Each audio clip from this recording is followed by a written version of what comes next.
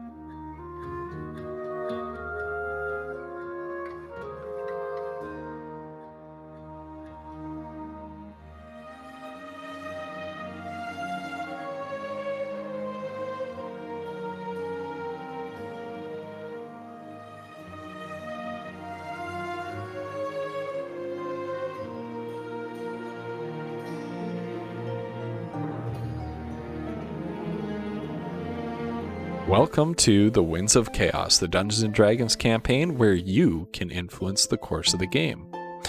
You can harness the Winds of Chaos, this nefarious force of change sweeping across the lands of Gondara, by donating bits during the stream to help or hinder our heroes. For 300 bits, our heroes may find a useful, mundane, non-magical item. For 400 or 500 bits, you can buff the monsters that our heroes are facing with a minor or major mutation, respectively. Special thanks to our community's very own Bo the Distance for creating the random monster mutation table that we roll on for these redeems. For 600 bits, you can compel a player character's flaw. 700 bits grants inspiration to one player character. That's a reroll of a d20 during a clutch moment. And for 800 bits, you can make Flutter Die roll on the Wild Magic Surge table, our community's favorite. Flutter's character, Kiona, is a wild magic sorcerer. That means that she doesn't have full control over her arcane powers, and every now and then, well, you'll just have to wait and see what happens. Finally, subscribers to the Dungeon Masters channel, that's Twitch TV/GhostPepper, can harness the Winds of Chaos to blow a custom NPC or magic item of appropriate level into the party's path. Please DM me on Discord for more info. Oh, one last thing. If you're a regular supporter of this campaign and redeeming or subscribing or things like that are things that you do fairly regularly, please consider subscribing to our monthly coffee plan. We use the proceeds from that to go directly towards funding improvements to the game, music, artwork, subscriptions to different services that make our game that much better. Any monthly supporters get a free Major Monster Mutation, Wild Magic Surge, custom NPC, or magic item once per month. We really appreciate all of our coffee subscribers, all of our bits redeemers, and every single one of you who watches the game. Please enjoy the show.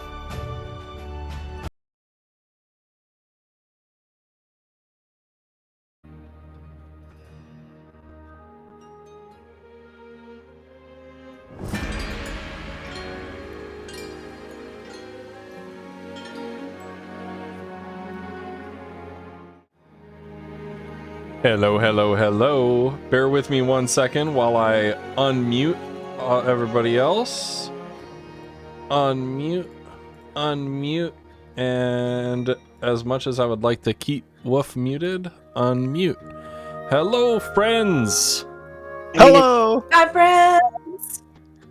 Oh my God. Woof just mostly lurking since Valentine's Day with the lady, but you're here in spirit. Heck yeah. Yeah. Heck Cheers. yeah. Welcome, friends. Hi, people. Yeah, welcome. Everybody. How y'all doing? Great day. Man, we've been away for a little while. We've been away. First of all, Genovian and Andrew and Phantom Thief Gamer, thank you all three for your subs and your incredible support, whether it's been for the first time or whether it's been for 26 months. That is incredible of you. I'm so thankful for this community. I missed the chance to sound check Woof. Whoops. Woof will never say anything for the rest of the stream. All right. Oh, Genovian, you're writing the most painful part of one of your favorite characters' arcs? Oh, dear. Oh, my goodness. Good luck, Genovian. That's a tough one, but it sounds like fun. Yeah, that sounds so good. Oh, man. Yeah. So, welcome back, everybody. We took a week off last time, but we're back and we're ready to rock and roll. This is going to be so much fun. I've been looking forward to this. I've been doing some devious planning. Friends, I have a couple things to show off. A package arrived in my mail yesterday. Ooh. Yeah. Do tell. I received some D&D or other TTRPG of your choice paraphernalia as a gift from Bard Owl, which is really, Oh my really cool. goodness. Yeah.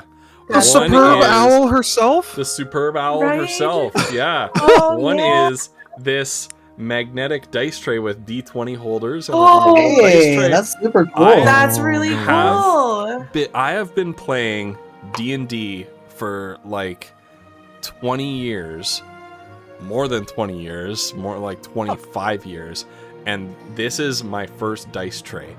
I've been That's rolling amazing. dice off the table like a schlub this whole time. Oh my goodness.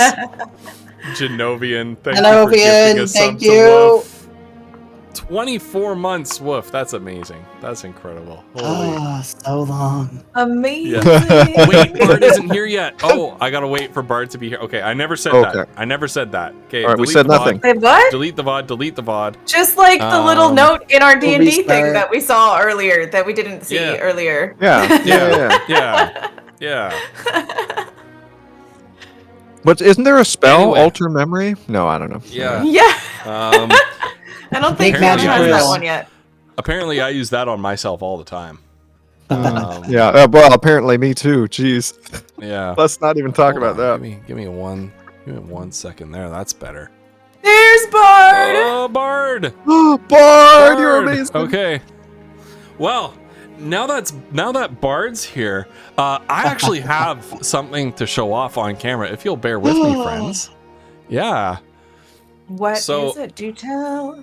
I received a package in the mail yesterday with some lovely D&D or TTRPG of your choice paraphernalia in it, thanks to Bard. One is this magnetic dice tray with D20 holders on the other side. Isn't that nice? It's so cool. It That looks is like a so honeycomb. cool. It's really cool. Yes, that's what I I was love that. thinking. I love that. So I'm gonna take my evil DM die.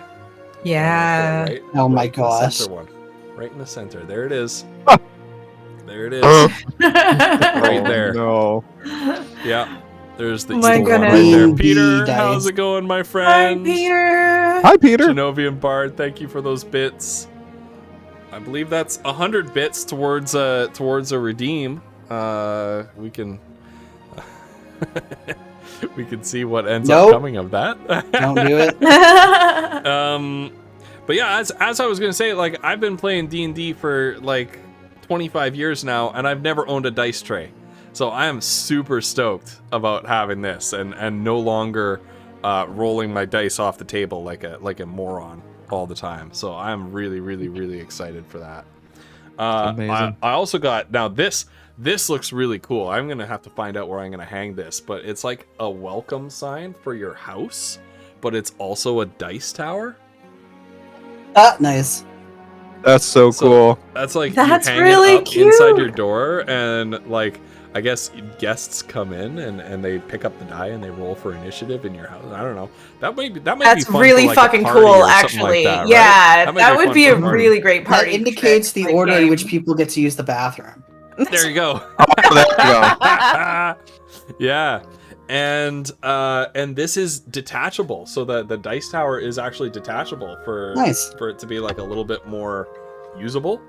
Ooh. So I have it here, and it's got a nice little trench down where the dice roll down. So I am super excited to dig into this tonight. So I'm gonna take this, and I'm gonna put it right in front of me, and I am going to definitely resolve to use my evil DM die in the little honeycomb holder and the dice tower sometime tonight. Hopefully to mess with you guys.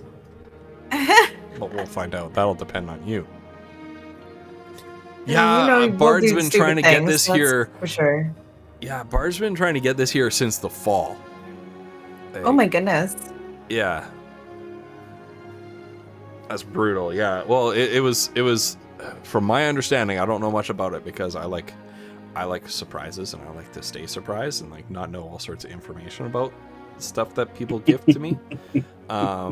But apparently it's like through like an independent creator on like Etsy or eBay or one of those kinds of things, right? So that can be tough sometimes to arrange things like that. Right. Yeah, Megan, I said that. I got it right here. I got it ready to go. That's really cool. And then even the tower will come off too. Like it's just sort of resting in there. So I really like that. So Bard, That's really thank you cute. so much for that. Like I am blown away by your generosity. Is Foodle there? Yeah. So he's Collie Flumps has no camera today. He's not feeling the greatest, so we're putting the placeholder image in there. I wish you guys could see me. I look so cool right now with my sunglasses on. You got your sunglasses on? Yeah. I got my tea here. I got. I also look Yeah. cooler when I'm not on camera. Yeah, Phantom. Yeah. So Collie plays our gnome ranger Foodle. We've got Flutterdye here who plays our insert D&D species here sorcerer. Right now a tiefling, but she's a Accurate. wild magic sorcerer, and one of the homebrew things that we did for this campaign was that every time she rolls a number ending in 0 on the wild magic surge table, she changes to a different species. And then Mazra is our half orc rogue / paladin, which is a really interesting multi-class combo that's been a lot of fun to work with. Oh my goodness, thank you everybody for that hype train. That's so incredibly generous of you. Thank you so much.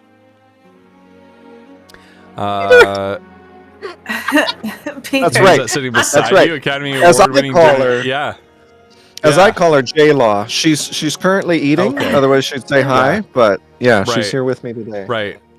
That's interesting that every time she's with you, you have a headache and know. can't have your camera real on, and she's bad. eating the Yeah. whole time. Right. Yeah. Like- I think she's gonna go hang out with Vinyl upstairs in a little Okay, bit. As okay, soon as okay. she's done eating, so she won't ever be able to say hi. Nice. But Nice. Yeah. That's too bad. That's too bad. But that's Yeah. really cool that I she's know. there. Yes. Mhm. Yeah. You know? Yeah. Yeah. Oh yeah. Yeah. She loves our campaign. She's a big. She wants to guest at Right. some point, Ghost. So. Right. Oh, know, we'll okay. pencil Well, her in. I'll, the schedule is really busy. You know, It's true. It's true. I've got some people in line in front of Jennifer Lawrence, like That's true. Flemings and That's ATM true. Zero. You know, That's fair. You know, she's quiet. I think maybe we'll put her at maybe the bottom of Bard the a list. second time. I would Yeah. probably want Bard back a second time.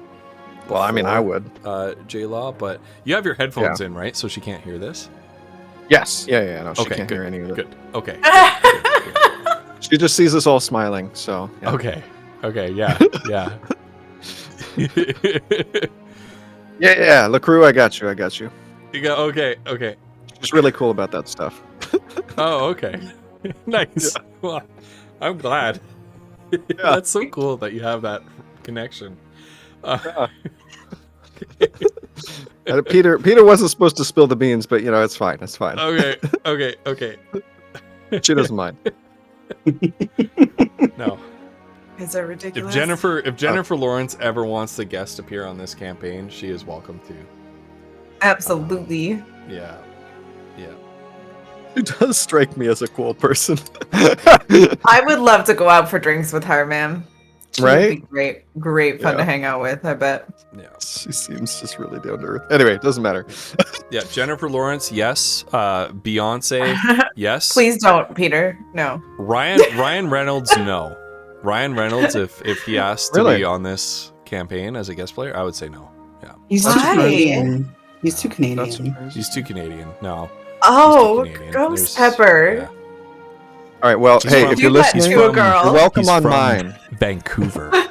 You can't do that to a girl. You know those people who live in British Columbia? Oh my god. Yeah. Wow. Yeah. There's Wow. already too many. There's already too many British Columbians in this campaign.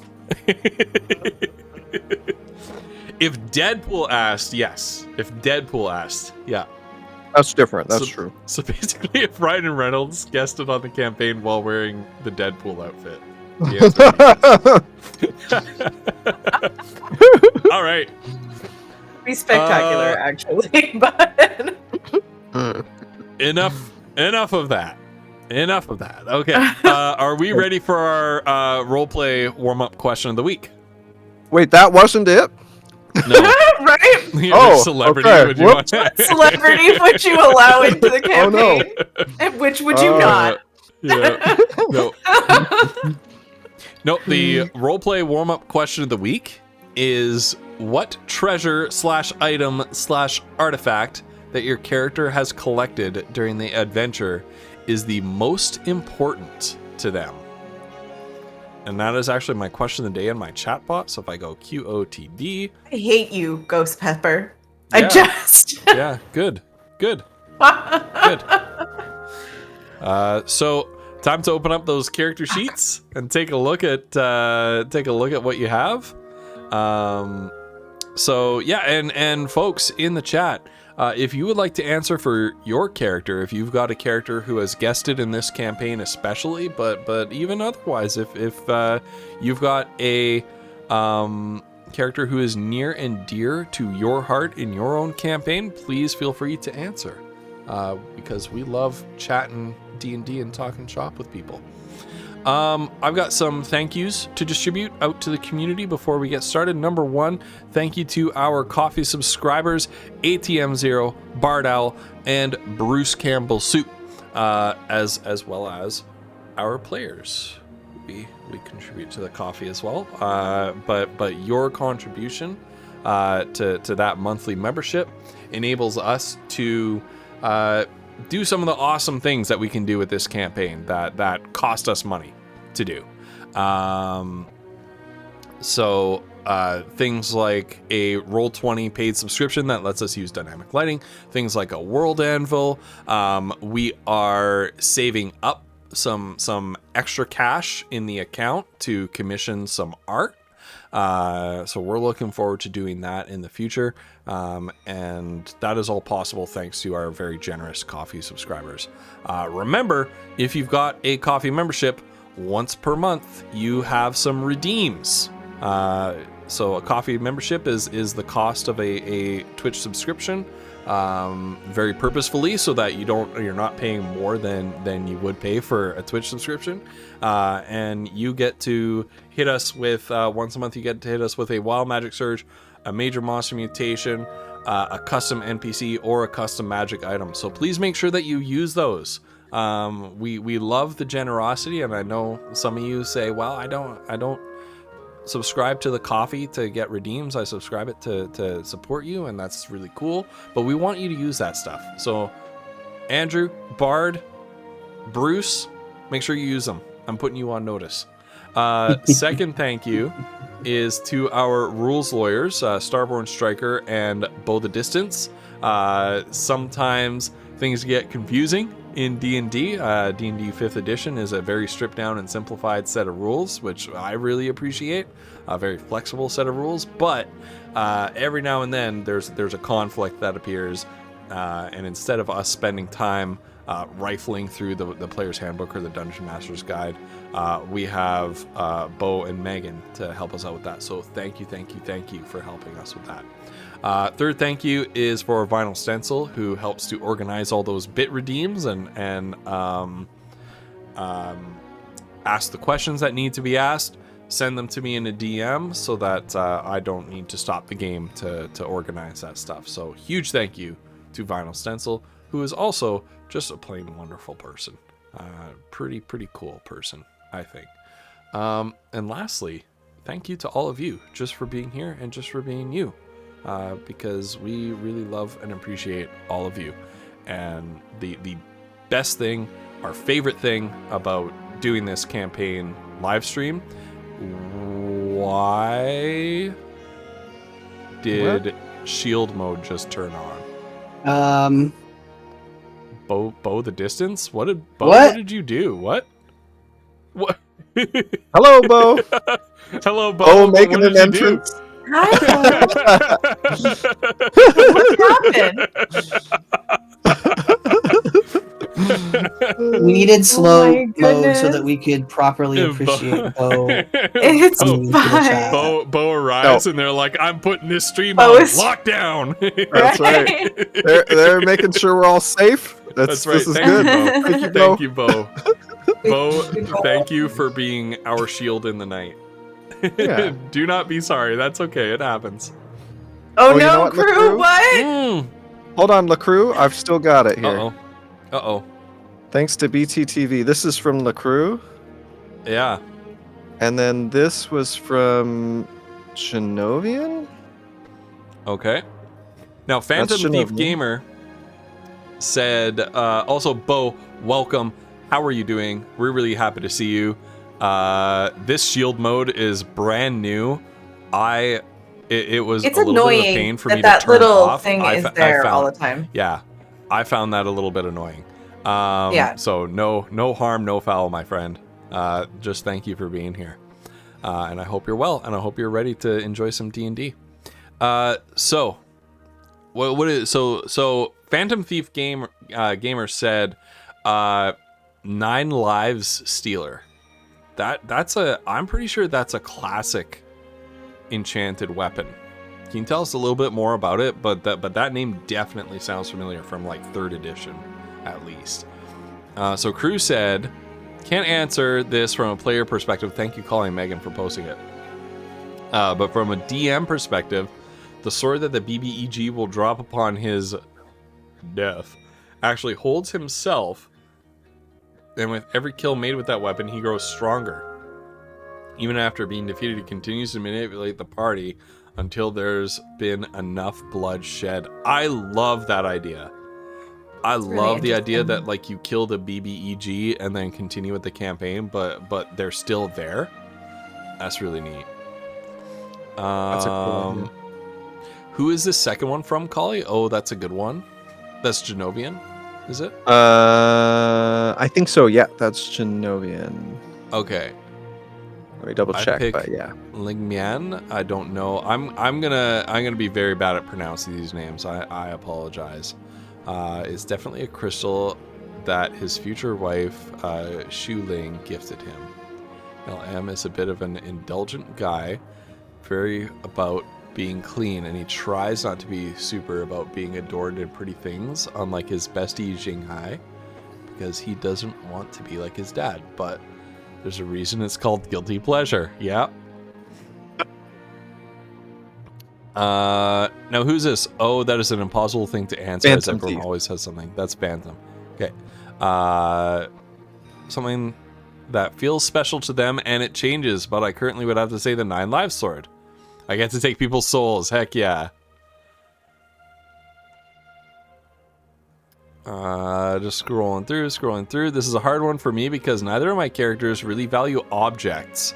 Ifuma would say the new family she found along the way, but she had to pick an object, probably her broom. Not her bell? Ooh. Interesting. The broom is a good one. The broom is a good one. Her bell? You're so incredulous. I can't believe it. I can't believe you, Megan. Whenever I try to do an Ifuma voice, it sounds like Skeletor.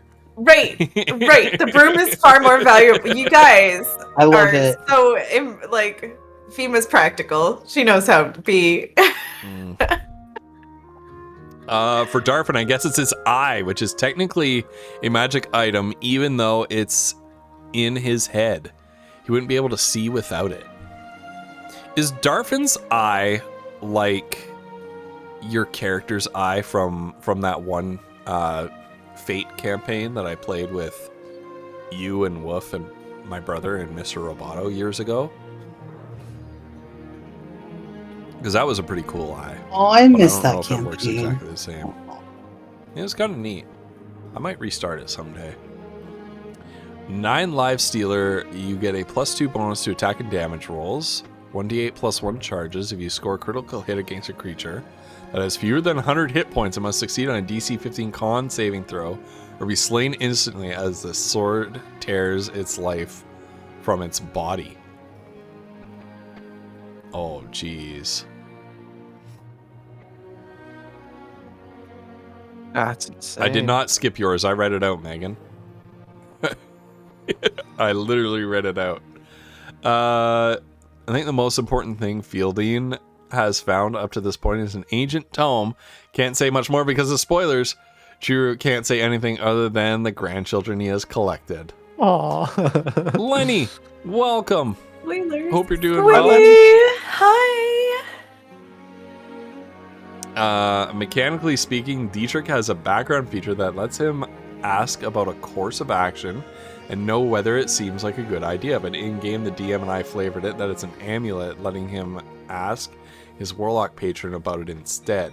He often clutches the amulet when he's unsure about what to do next. I love that. I love that little bit, that like little security blanket bit. I love that character quirk. Mm-hmm. Darvin's is different, but similar idea. Gotcha. I lost that sword due to trading with a dragon, so we don't fight it. Oof. Ooh. I mean, you could have stabbed the dragon with it and prayed to RNGesus for a nat 20. Nat 20, right? Yeah. Taking your chances, man. Although dragons do have legendary resistance, which is like Which is basically Yeah.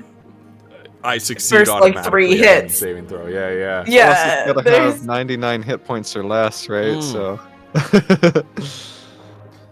Stab the dragon in the eye. If you know, you know. Hell yeah. Ghost. If you don't the- know, I should not- then be better at watching things. Yeah. I shouldn't tell you this, but Rob, actually, I think it's anyway. It doesn't matter. But a friend of mine sends me stuff, D&D stuff, and one of them was a weapon. I think it was flavored as a gun, but like obviously you could flavor it whatever. Yeah. It operates very similar to that. I don't think there's a saving throw. You can just use a charge and instantly kill anything with it. It is an insta-kill weapon. Yeah. And what the players don't know is that everything that they kill with it shows up in the final boss fight. Oh my gosh. Because that's where it doesn't actually kill it. It just sends it into the future. Just sends it to the final boss That's chamber. evil. Yeah. That is Like, isn't that evil? bad. I was like, oh no. That would be so bad. Oh, no.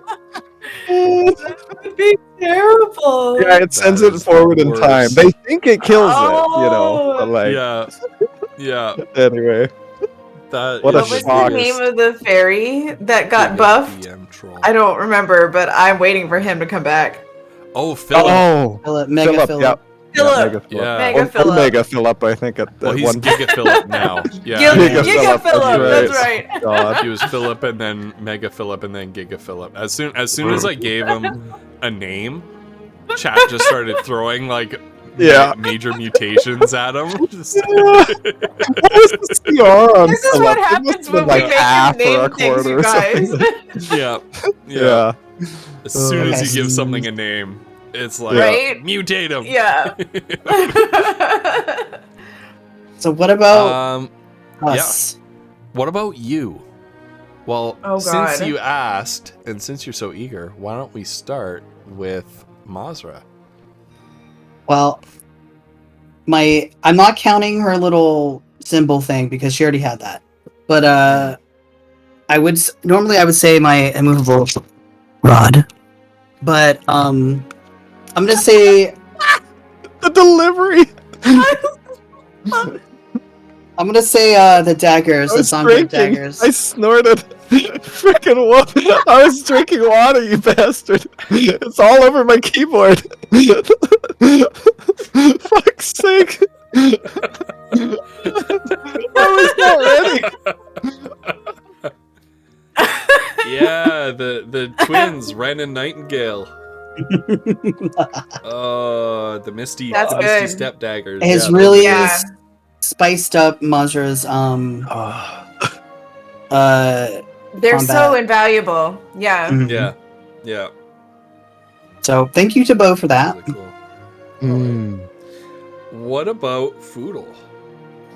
Well, Foodle would be, but he started the campaign with it. It would be Gimbal Shot, to the surprise of no Yeah. one. It has a lot Yeah. of sentimental value to Foodle. Yeah.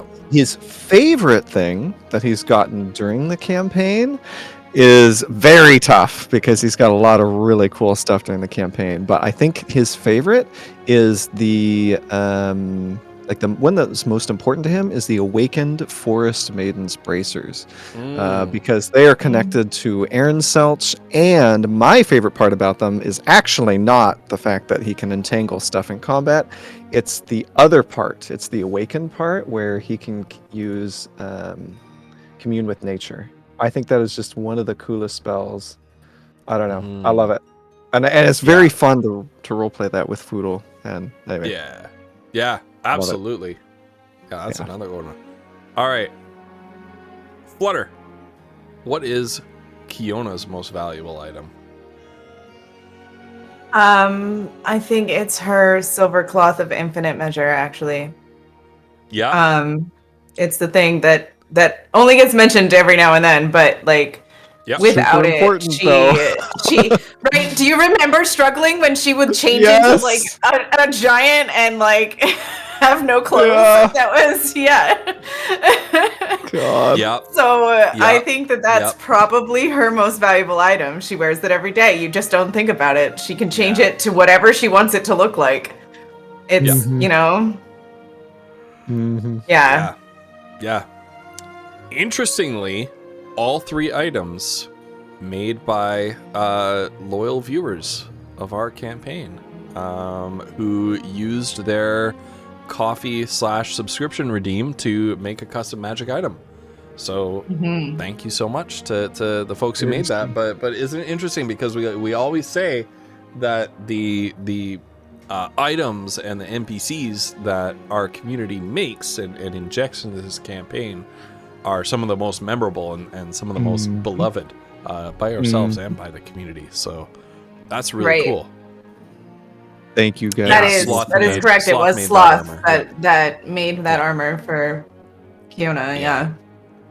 Yeah, which is really, really cool. All right.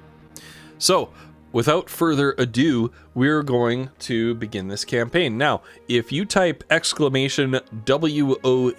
for Winds of Chaos recap, that's WOC recap, in the chat, you will be able to get some text recaps of last session and the last couple sessions, written up on our World Anvil by our very own It's Woof. So thank you, Woof, for doing that. But as a swoof, as a quick recap of the last couple of sessions, you have made your way from the dwarven realm of Zwergenheim, following the course of the river Thetma to the Rift, a massive and technologically advanced city-state located in the walls of a great canyon. The Rift was originally created by the rock gnomes, the inventive and industrious rock gnomes, but they have since admitted a wide diversity of peoples coming to their home. You are going to the Rift on the surface to deliver a treaty from the High King of Zwergenheim, following his re-election as High King. But beneath the surface, you're investigating the inexplicable treason of war priest Gilbrand during the election naval exercises, knowing that he visited a sister temple to the god Borondil in the Rift recently. Megan, I think you mean the Reach. Yep. Maybe I do, maybe I don't. But this is going to be like the Eeg all over again. Checks notes. Yeah, checks notes. All right. Upon arriving at the Rift, you were admitted into the city after moving through the rather arduous and red tape filled process of immigration. You stepped onto a wooden lift that bore you down into the canyon, where you saw opening up to you this massive and incredible city, unlike any other city that you have ever seen. Now, if you bear with me for a moment, welcome, Shograz. I saw you pop into the chat here. I hope you're doing well today. If you bear with me for a moment, I am just gonna pop up a map of the rift. This is, where did I put it? There it is. Oop.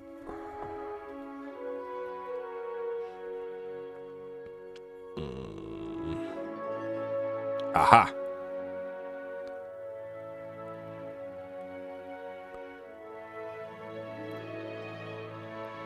Yeah, adjust that page size. Okay. So, a little bit rudimentary because I am not an artist by any means, but this was a hand-drawn map that I made and then kind of inked over in Photoshop for you. Oh, So looks if great, I Ghost. I go to here, there you go. This is so freaking cool. So I'm just gonna... Yeah, it looks really good.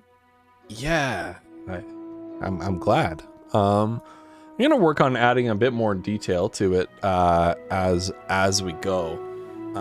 But essentially here, well, this is a nice map that we can mark up. But this is the big dam, complete with the massive water wheels that you saw when you first came in, and you kind of lined up here for processing, and you got on the lift right here.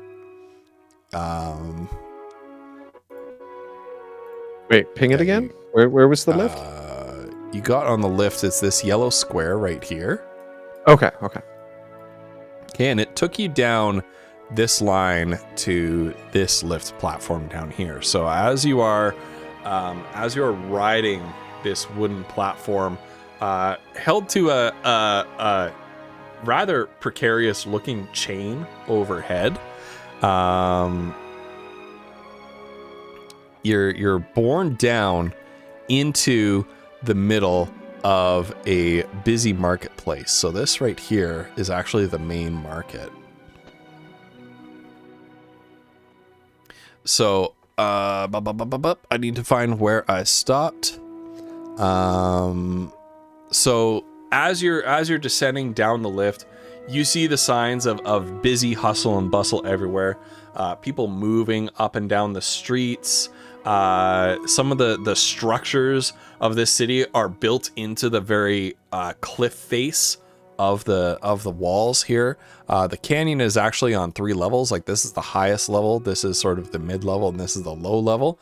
And then the waterfall plunges into a massive reservoir of water right here. You see many windmills and water mills kind of churning in the surf and the breeze. You see lots of metal piping, bronze and brass and iron everywhere you look. Dark columns of smoke rising up from workshops and small factories that are chugging away, producing the many goods that this splendorous city is known far and wide for. The lift deposits you into a busy market square.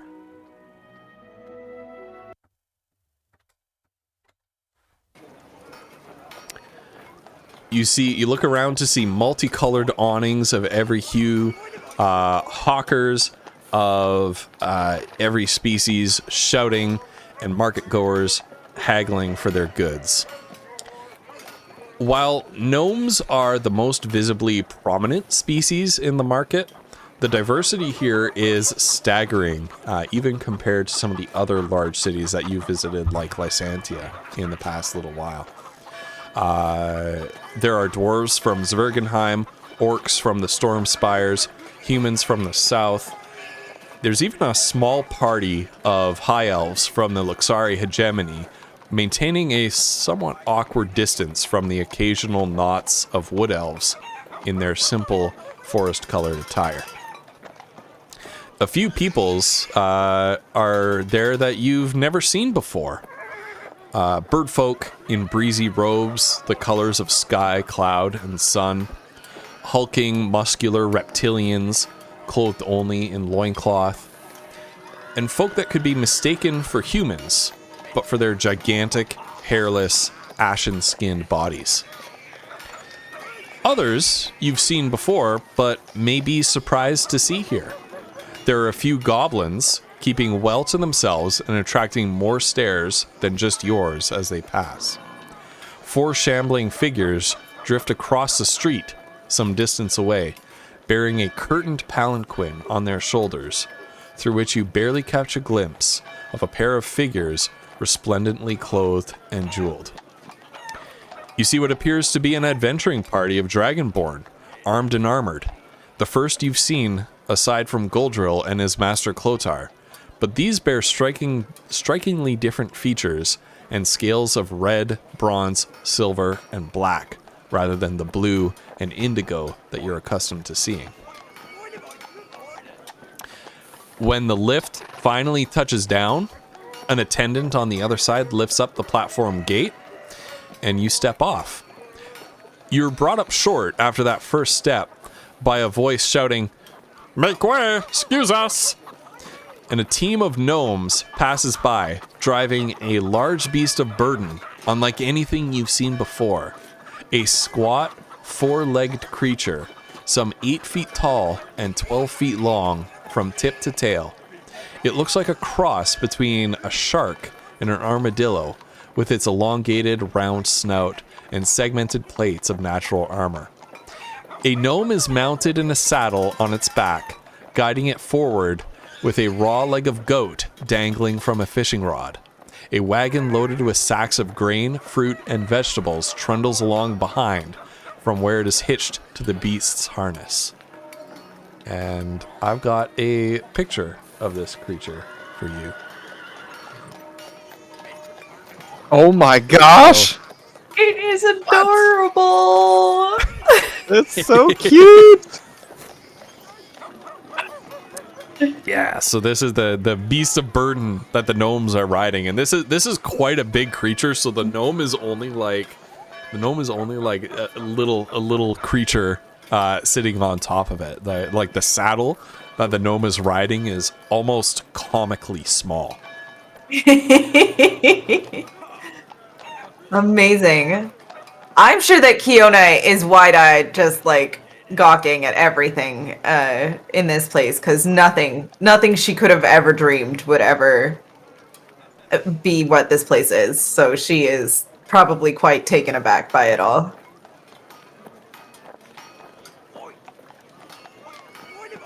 Hey, wait! Did they tell us what this market is called?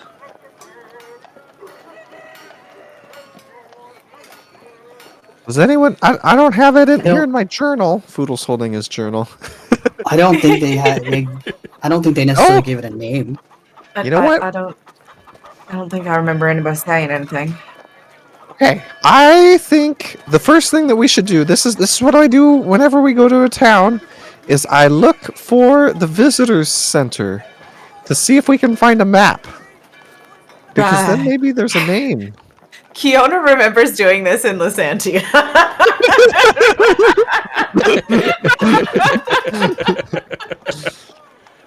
Oh, that was classic. Okay.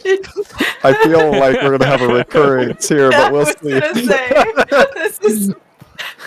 So, a couple of the way that you're talking, a couple of other people who are riding the lift down next to you kind of give you, as they're walking past you, kind of like a sidelong glance. And one of the gnomes who is riding down with you, who sort of strides forward with the confidence of somebody who may be a return visitor and even a local, says, "The visitor center is right over there." If you look at where he points with his thumb over his shoulder, he's pointing to a round open-aired pavilion with a red roof in the middle of the market plaza that you landed in. So that's Okay. this Well, on the thank map you. right here, right in the middle. Well, that's perfect. Thank you so much. My name's Foodle. Yeah. I'm Roberto. Roberto, it's a pleasure. Now, Roberto, do you happen to know that we're looking for an elf named Darfin? Their full name, his full name is Darfin Phaler Lathlarel. And they're very tall and very handsome, and they wear a really heavy armor, and they've got a sword. Oh wait, no, Mazra, you or the orc lady, you have the sword. Oh God. Poodle, I don't think this is gonna help too much. No, Roberto's been so helpful already. Well, there are a lot of elves in this city. I mean, it might be a good place for you to look around. I'm afraid I don't know many of them. Now, if you're looking for elves, most of them live in the community of Tarnua. It's built out there on the water. And he points over the edge of the cliff and plunging down into the water. You can just kind of make out the bits of like this end of the city. The rest is like obscured by the cliff. But it's like a series of piers, docks rather, built out into the water, and there are homes and various other buildings on stilts. And you can just see the top of a tree that seems to be sort of poking up out of the water, around which it serves as like the center of this community. That's the coolest thing I've ever seen, maybe. In the last 10 minutes at least. That's incredible. Well, Foodle, we can maybe go there and ask around. Yeah. Okay.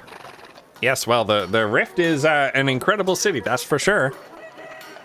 Now, you wouldn't happen to know a Sergeant Ligma? Oh my God.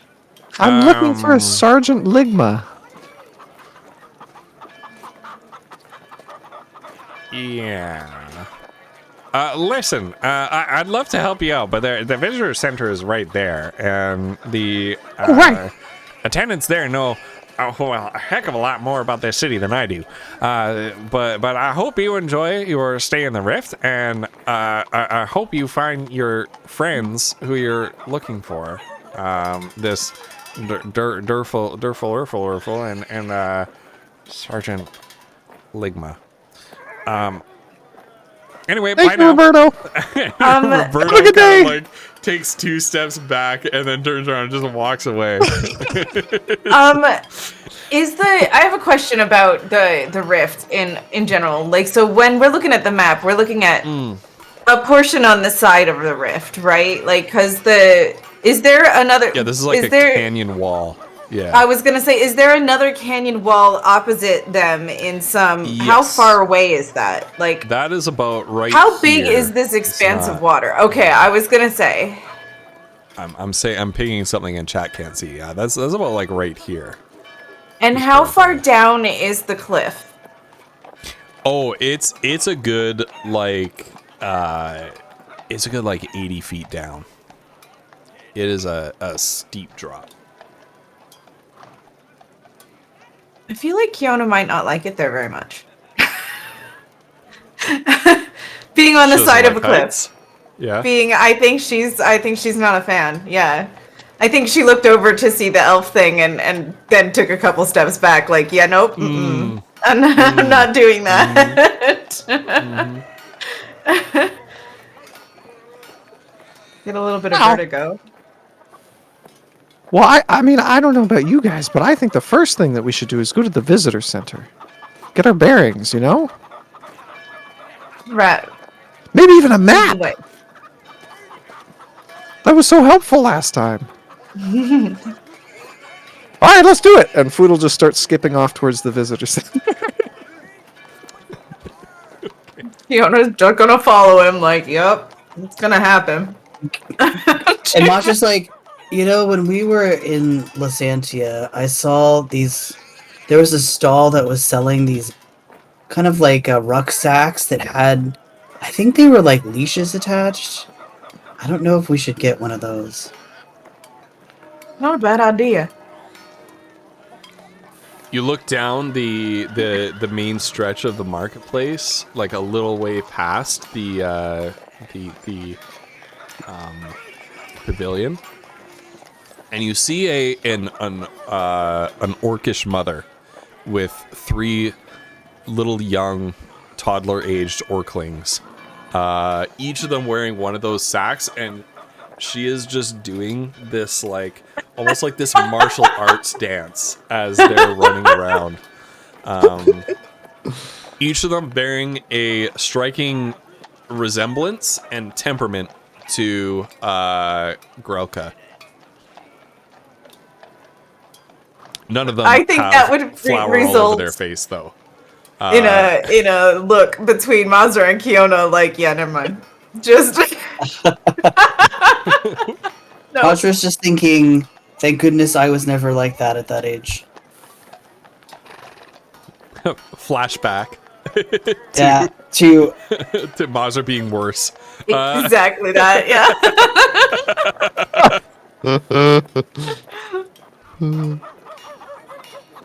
All right. yeah, they'll follow Foodle. All right. So, as I said, the visitor center, the visitors hub is a round open-air pavilion with a red roof in the middle of the market plaza. And there's the road kind of stretches around it and then veers off in different directions, as if the visitors hub is like the central piece of this marketplace. The outer rim of the pavilion is lined with signs, posters, public maps, notice boards, all pertaining to information about the Rift, its history, laws, and current happenings. At the center of the pavilion, visitors of all kinds, all sizes, species, clothing styles are crowded around a circular counter, behind which are 4 brass constructs.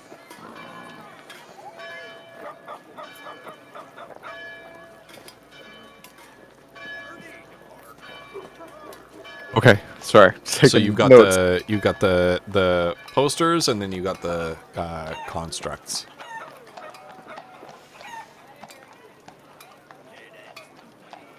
All right. Well, Foodle is going to stand in awe for an inordinate amount of time, staring up and trying to talk to the constructs. And then, after a ridiculous amount of time, he's going to go to the booth proper, and he's going to say, "Hello, my name's Foodle.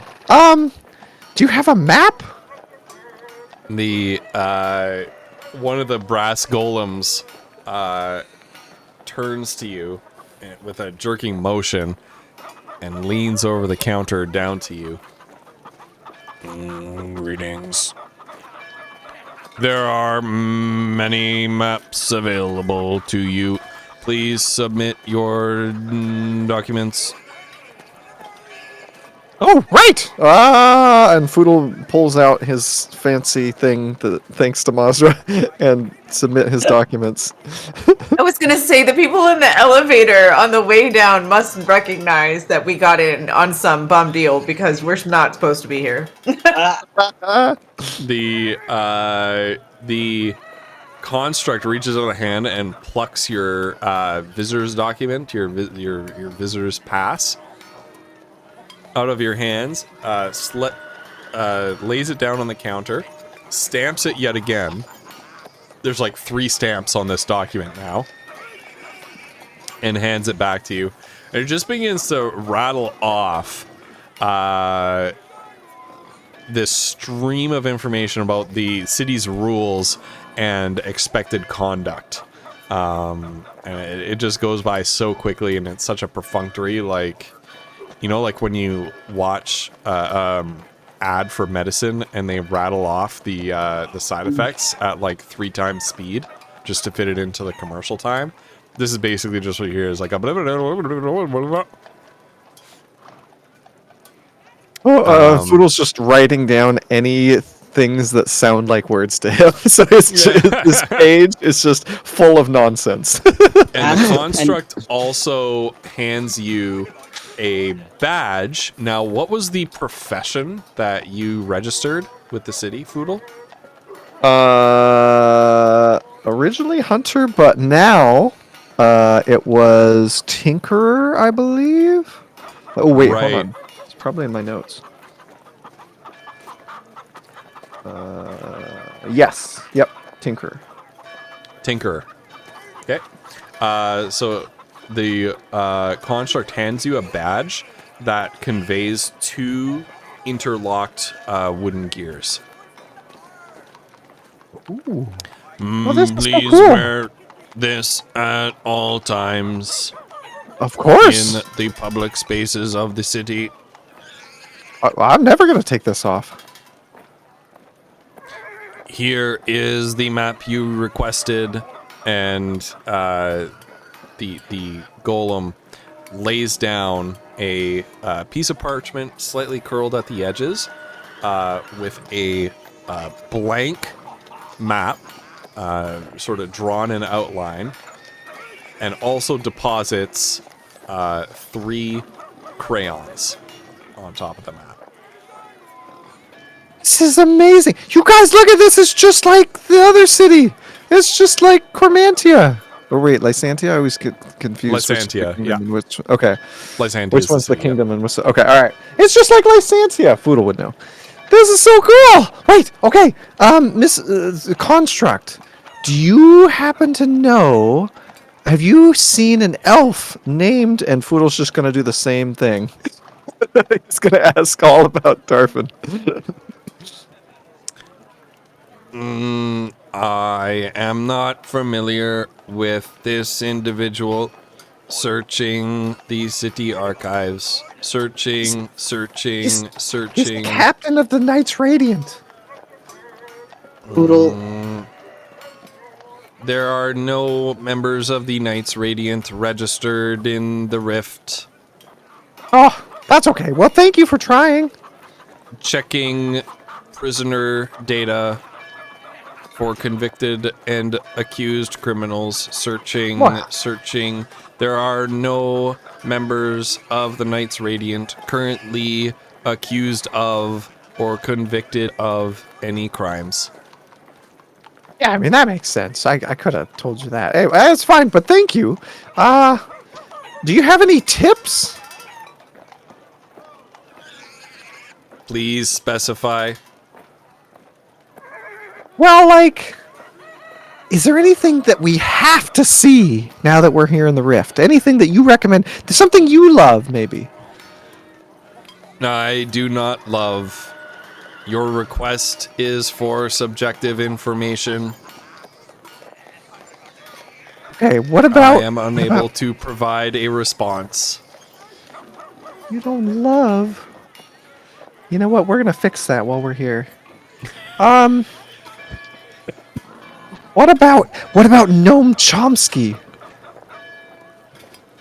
Do you know where he is? Noam Chomsky is professor of linguistics and history and philosophy at the High Academy of the Rift.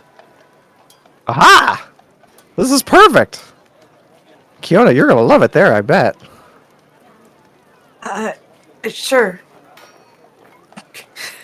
Now, Could you give us directions to where the city archives are? The city archives are located in the... Where's my notes? Checking notes. In the Trade Council Hall to the north of this location. And the construct turns haltingly and points one hand up the road towards a splendid domed building located on a precipice overlooking the water. Construct, do you have a name? I do not. Would you like one? I would not. Now, Construct, as a super important tinkerer, could I, take a look at your inner workings and make any modifications, or how does that work? You may not modify, nor examine, nor... It raises its arms like... repair any parts of my construction. There's got to be a way. You know what? Maybe I'll just teach you to love. Okay, I'll figure that out later. Construct, you've been incredibly helpful. I hope you have an amazing day. I am unable to distinguish between subjective qualities of my day. Fiona's fascinated by this whole exchange because it's not a person that will get wrapped up in Foodles like the conversation. You It's know, amazing. Foodle sort of turns to Monster and Kiona. You know, I really wish Construct could have met. Oh shit! What was her name? Foodle knows. I don't know, but it just popped in my head. What the flower pot? What was her name? Hold on. Oh, Narcissa. Narcissa. Yeah. I wish they could have met Narcissa. I think they would have loved her. I'm not quite sure they would have understood. Maybe you're right. Just give in. Well, while they're doing that, Mantra is going to walk back up to the thing, and she's going to have her little notebook, and the construct, by the way, has taken all of your. It will only talk to you after it's taken your pass. She will hand over her your thing. badge and does that blah, blah, blah, blah, spiel about the city's rules. I would like the rules in writing, please. Very well. And the construct produces another piece of parchment and takes its hand, grabs a little quill out of an ink pot with and just speed writes all of the laws of the city onto this parchment, which is cool. Essentially a big old scroll that if you were to unravel it, it would bounce off the floor and roll out on the ground. Always get it in writing. Can you give us directions to the temple of... And she looks over at Kiona. Barondil. How do you say it, Ghost Pepper? The temple of Barondil is located to the west of this location through the waterfall tunnel.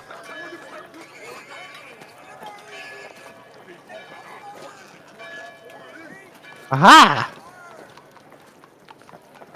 And so on your map, you would travel west on this road here, beneath the waterfall, and you would come out right here. And this is the temple of Barondil. I want to do that first. There's a water. We can go under the waterfall. Are you kidding me? And out of character, we already got information from the previous people about when the council meets, correct? Yes. Yes, Okay. we were supposed to meet in the morning. Right, okay, just double checking. Alright. And lastly, what would be the best way to get down to the Elven settlement? across the way in this direction is another lift that will convey you to the lower level. From there, you will enter a tunnel with appropriate signage for the sanctioned community of Tarnua. This tunnel will render you directly to Tarnua. Very well. That's perfect. Any questions, Jeffrey? Keanu? I'm gonna call you Jeffrey. Have you Very ever well. been under the waterfall? No. Would it damage you? Unknown. You want to come with us? I am unable to. When does your shift end? I do not have shifts. Oh no. What if we needed a guide? Could you take us to the temple No. as part of your duties? Jeffrey, No. come on, we're friends. Boodle, it's gonna be I okay. have no friends. I am a construct. Ha ha ha. And as you look over the counter, you see that Jeffrey doesn't actually have legs. He's kind of built into this like central disc that has a sort of a boom arm type of piece of metal coming out of it, and then the golem's body is attached to that. Essentially, Jeffrey the golem is a torso, arms, and a head mounted onto this big brass disc that the other 3 golems behind the circular counter are also mounted to. Jeffrey, when's your Kinda birthday? looks like a scarecrow in that way. I was first constructed 8 years prior to the current date, approximately. So your birthday's today? Approximately. Happy birthday, Jeffrey! Mazra, we're gonna get. Don't tell Jeffrey. It's a surprise. We're gonna get Jeffrey some legs. We'll just make him some. It's gonna be great. I express an appropriate level of gratitude. This is perfect. Wait, no, Jeffrey, you're not supposed to hear. Jeffrey, you heard nothing. Pretend like you didn't hear that. Very well. Perfect. Poodle? Let's do that later. You wanted to go see the temple, right? Yeah! Yeah, and I want Jeffrey to see it too, but, maybe later on his birthday. You got the archives, right? Yeah. Mazra did, yeah. Yeah. Then Kiona would just process her little thing and get her visitor badge and not really ask anything else. She's already quite taken aback by the whole situation at hand. It wait. is quite a shock for a country girl. Right. For all of you really thinking about the sum of your existence in Blycross, although you've seen many things in this world, but this is the city This is a has pretty spectacular. quite unexpected. Right. I hope it's pretty apparent that Foodle does not fully understand constructs. yeah. This is totally outside his wheelhouse. Love it. Yeah. Jeffrey! Okay, wait, Jeffrey, buddy, before we go, have Jeffrey you heard is like tales? not even looking in your direction. He's like, looking Just off staring in straight another ahead. direction, just not completely unresponsive to you. Jeffrey, before we go, have you heard tales of Sergeant Ligma and Anus? Am I saying that right? Is it Anus Alley? Oh my god. Jeffrey is kind of like starts twitching a little bit. Computational error. Oh no. Guest Oh, no, you know- requests in conflict with one another. Processing. This unit is going to shut down while processing conflicting requests. Jeffrey, that's a great idea. Take your birthday off. Jeffrey just take a rest. bows his head and just, the glow in his eyes just like fades, and the little like chug of smoke coming out of pipes in his back, like little smokestack pipes in his back, just stops. And Jeffrey's just sort of shut down to slumped stop over. talking to him. Oh no, Poodle, what the fuck?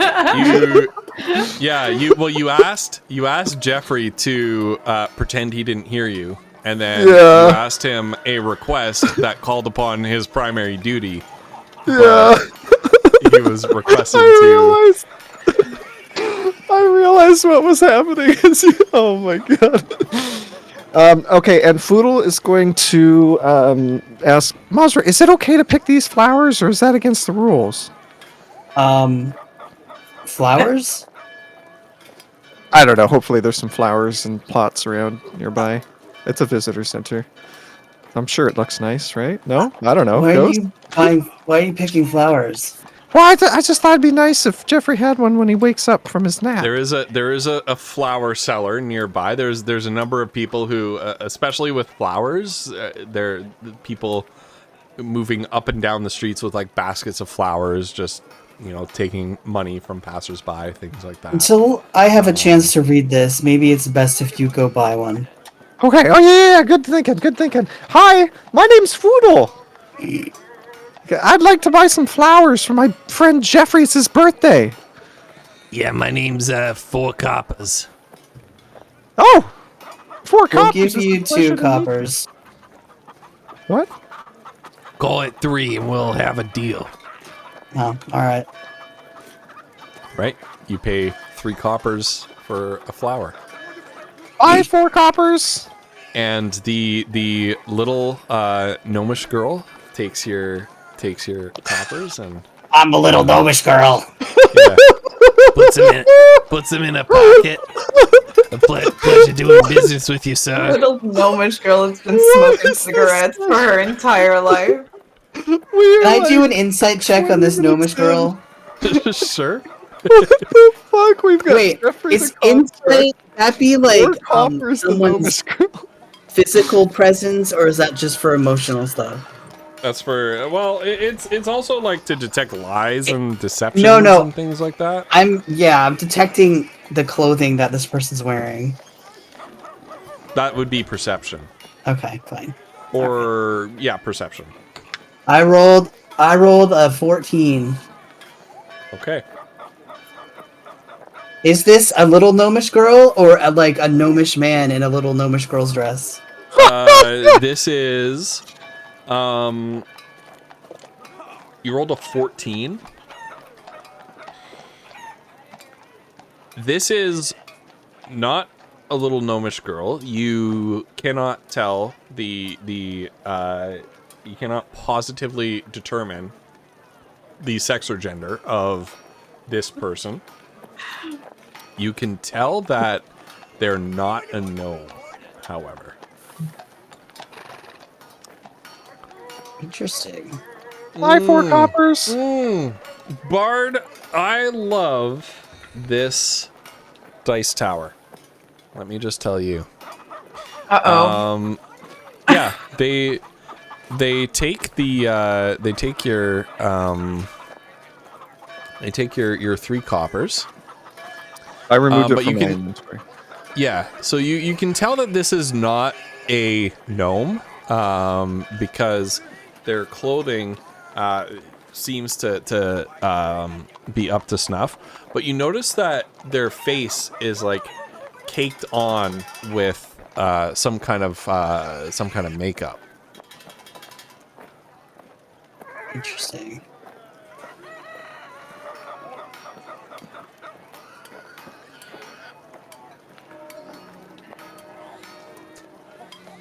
And the person, the flower seller, turns away from you and walks away. Buy 4 coppers. Okay. I'll be right back. And Foodle goes and gives the whatever amount of flowers. He sort of sets it in Jeffrey's hands. All right, and Jeffrey is just still shut down, does not react whatsoever. Right. It now Good on has you, flowers in Jeffrey. its hands. Good on you. You should really consider unionizing. I should get you some writings by Noam Chomsky. Anyway, I'll do that later. Don't worry, buddy. Happy birthday. All right, Come on. to the temple. Under the waterfall. I'm gonna ping this in the chat. I'm using this because I never get to use it. There you go. We're getting there quick. Oh shit. I literally never get to Well- use this ever. You're gonna get there cool. as quick as it is. I don't know. Is that tunnel behind the waterfall? Is it closed in or is it? Can you see? So the waterfall, the course of the water actually like makes it arc over this plateau that you're standing on sort of just continues underneath the waterfall, and the waterfall actually arcs over it. And you know that like an extended period of erosion definitely like makes it so that the plateau doesn't get hit by the water on its way down. Now, the actual creation of the rift 5 years ago was a very sort of tectonically violent and sudden affair. And there's a portion under the waterfall where the waterfall tunnel actually sort of crumbled and fell away, and spanning across that gap is a quite sturdy looking stone bridge.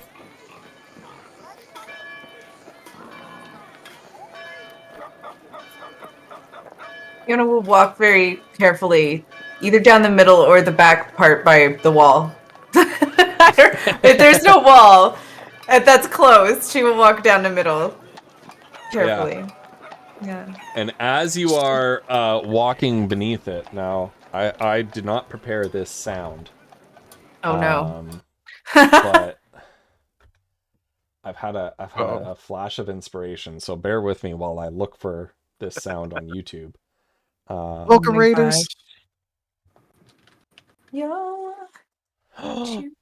Who's raiding? JN3 Storyteller. Welcome, friends. Welcome. Welcome in, everybody. If Foodle's gonna skip alongside Kiona. Majra, if Welcome. Kiona seems like she's having trouble, Majra will offer her. Yeah. She'll take it. There we go. That is the sound. Oh yeah. There you go. I wanted. She doesn't like being on this cliff face. It's a big waterfall. So this is Yeah. like a little bit quieter than I would like, but actually, I invite you to turn the volume up, and I will be doing that for stream, except my cursor disappeared. Oh Yeah, yeah, it there it really is. happens sometimes for whatever reason. At like 60% volume on the Pepper Squire is approximately where I was envisioning for this.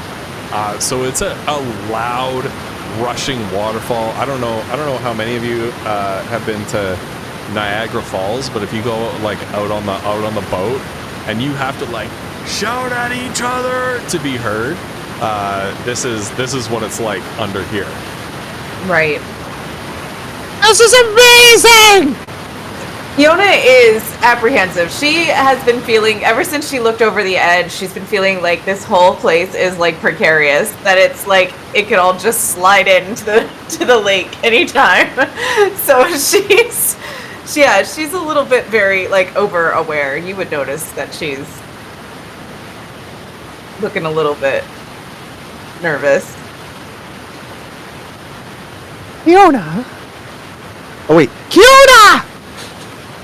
Yeah, Foodle. You know, I was thinking. Do you think Jeffrey could like feel something for you? I don't think so. I think Jeffrey's like he just well, he's a construct that's been made by he's just well, I don't know how to describe it, but I don't think that he's a person, probably. I'm gonna be right back in 1 minute. Okay.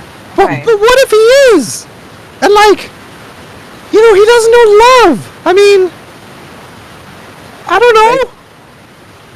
I feel like if he wanted that, he would look for it, right? Well, if he doesn't know, maybe. I don't know. Poodle, I think they're more like sophisticated clocks. Oh. I don't know if they're Right. capable of having emotions. Oh. That's sad. Well, seem to be pretty content doing their jobs. Yeah, and hey, at least he gets the day off for his birthday. Right.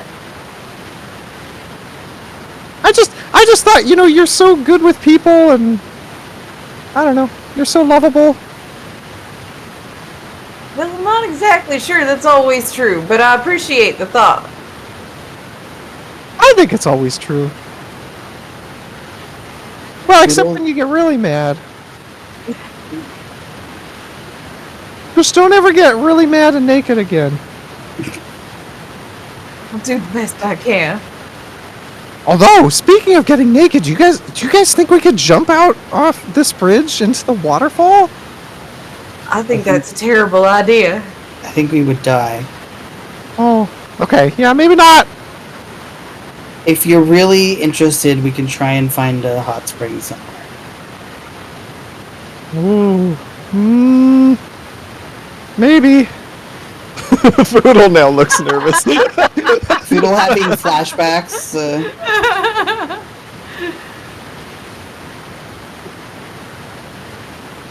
All right. And before too long, it takes you probably like 15 or 20 minutes to traverse through the road beneath the waterfall, and you eventually come back out the other side. There we go. You come back out the other side of the waterfall, standing before a massive stone edifice carved directly into the wall of the cliff. The temple of the Jotun god of stonework is itself an impressive work of Burundil's craft. A grand stone arch, tall and wide enough to admit a giant, is carved into the canyon wall. Above and all around this entrance is a relief mural chiseled directly out of the rock. A stonemason's hammer upright, and emanating from it, an explosion of art and history. Ancient wonders of giant and dwarven architecture, famous masons and sculptors are represented here. Great historical works of statuary and sculpture. So this mural that you see in front of you is basically a mural of the history of giant and dwarven stonework. It would be the equivalent of, like, you would see Michelangelo's David represented here. You'd probably see Michelangelo himself. You would see some of the great architecture of past civilizations, right? So this is all represented on this mural that's carved directly into the cliff face. Around the temple, so this is where we're looking right here, and it's this basically gray structure with a big old hammer on it that I definitely do not do justice to what you're seeing here. But sort of clustered around the temple is sort of at the foot of the cliff, and also dug into some smaller entrances directly into the cliff face, are some small structures. It's almost like a little mini village, serving variously as homes for some of the people who live and work at this temple. As you can tell from, all of them are wearing quite similar robes as they mill about. But also you see some stonemason workshops. You see some artists and sculptors working with the stone under awnings or in the open air. Across the street, on the other side, is a vast garden of statues that may raise up some uncomfortable memories of a certain. If winter comes, can counts. spring be far behind? Kiona will whisper under her breath when she sees them. Yeah. None of the statues react. But it kind of may remind you of a statuary garden of a certain Count Balian whom you encountered, some months ago. But yeah, That it's phrase this will be massive forever garden. burned into my head. Yeah, Tony, you it's this stopped them. massive garden Oh. of statues of various humanoid creatures, historic scenes carved out in friezes and reliefs, some small scale edifices and monuments that have creative architecture to them, even like the benches that are meant for people to sort of sit down and take the sights in are themselves works of art here.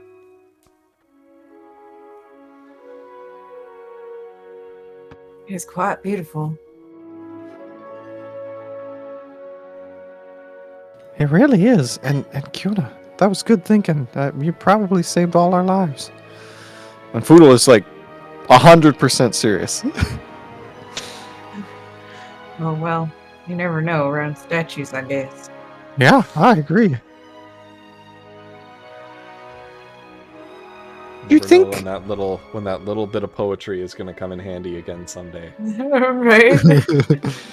Do you think these people at the temple can love?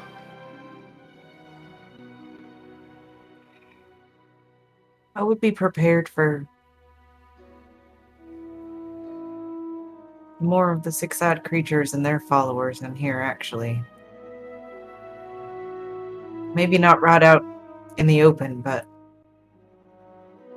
if that Gilbrand is any indication. Oh. Oh. Let's just be Like you're- careful, all right? Oh, okay. Wait, hold on, guys. Should we have a plan? I mean, Kiona, if you're serious, we should have a plan, right? Maybe. Like, are we telling them who we are and why we're here? I mean, I don't think that we should be that direct about it. I'm not sure. Maybe we just go in right now and take a look around, and then we decide later how we're going to deal with it. Sure. I'm not great at lying, though. You So, just tell them we're visiting, and we just want to see it. It's yeah, clearly okay. a beautiful work of art, right? Yeah, I can do that. I don't know if I should do a lot of the talking, though. There might not be a lot of talking to be had in just- there. Who knows? Just make sure to ask them if they can love. We'll see. If it's relevant. Okay.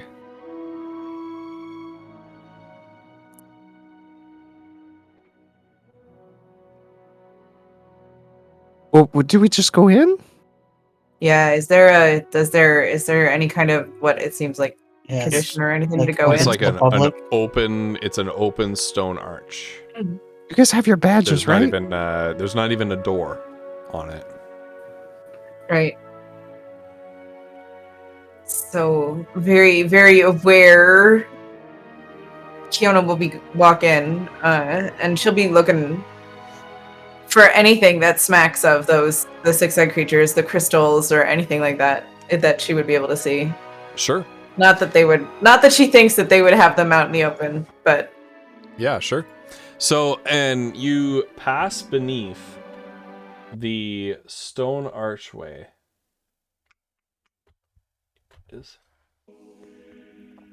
Pass beneath the stone archway into a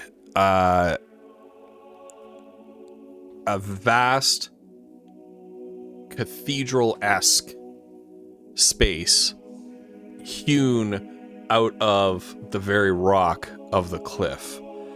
Sunlight streaming in through what from the outside appeared to be this solid edifice that you were looking at.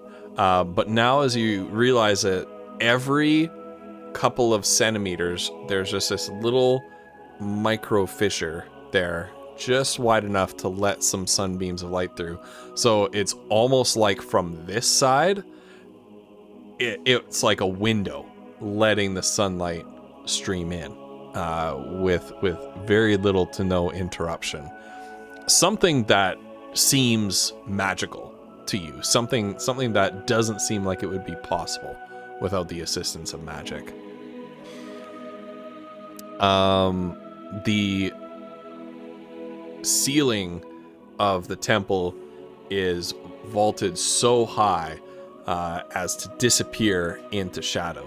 And then as you move deeper into the temple, the columns are lined with lit torches and braziers that sputter fire out to light your way. The temple itself is very quiet. Other than the torches, there are no furnishings or adornments of any kind that are not made of stone. So you don't see any crystals, you don't see any metal of any kind, any wood, except for whatever is necessary for the torches to light the place.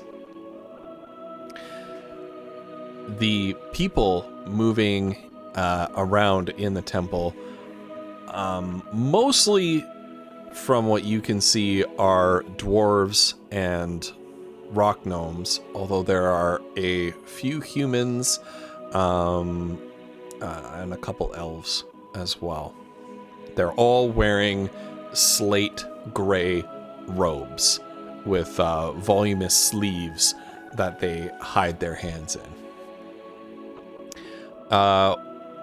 One individual, a gnome, is holding a slightly darker robe lined with silver thread. And he approaches you down the central aisle, his feet striking hard against the flagstone floor, which you almost mistook for like a luxurious carpet running the length, but you realize is actually like this carpet tapestry-like carving chiseled out of the floor itself. Welcome, visitors. My name is Gadri Glitterstone. I am the priest of this humble shrine to the glory of Burundil. How can I help you today?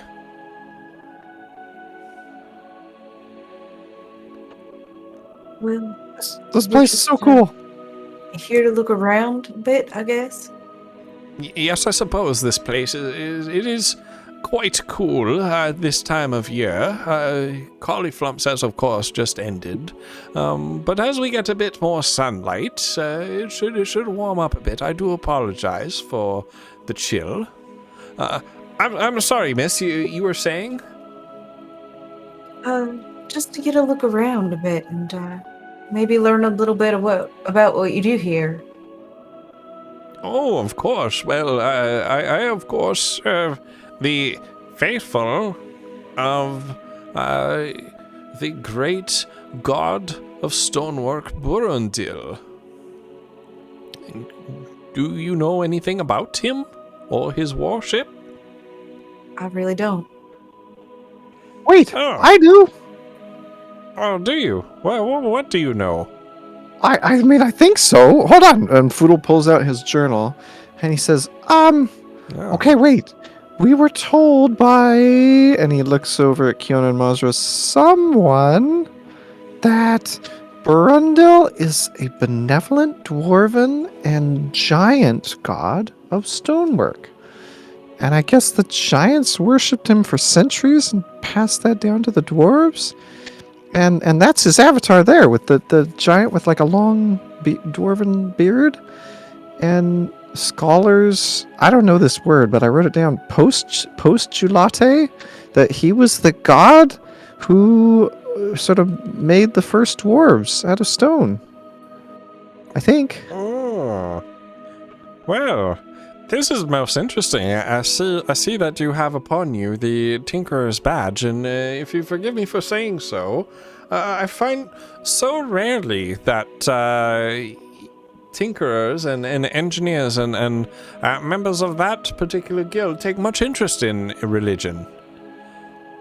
It is most refreshing to see, to meet somebody who is interested in the metaphysical and the cultural, in addition to merely the material.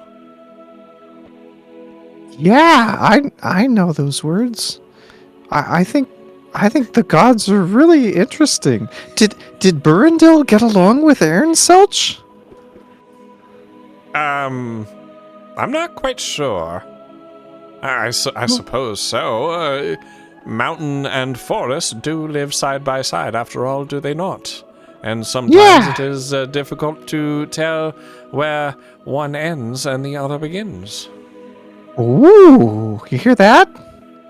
Like, looks up at his two companions. Well, is there anything that I should add to my notes? Oh, well, I could give you the whole show if you like. I mean, I'd love that. It's most curious as well. I've so rarely see forest gnomes of your ilk be so well read and well learned. Yeah, I try. It's very admirable of you. Well, thank you. Well- I think you're very admirable. Well, that is most kind. If you like, please, friends, have a seat upon one of these lovely pews, and I can run through the entire story for you as you wish and answer any of your questions. If I may say so, these are very admirable pews.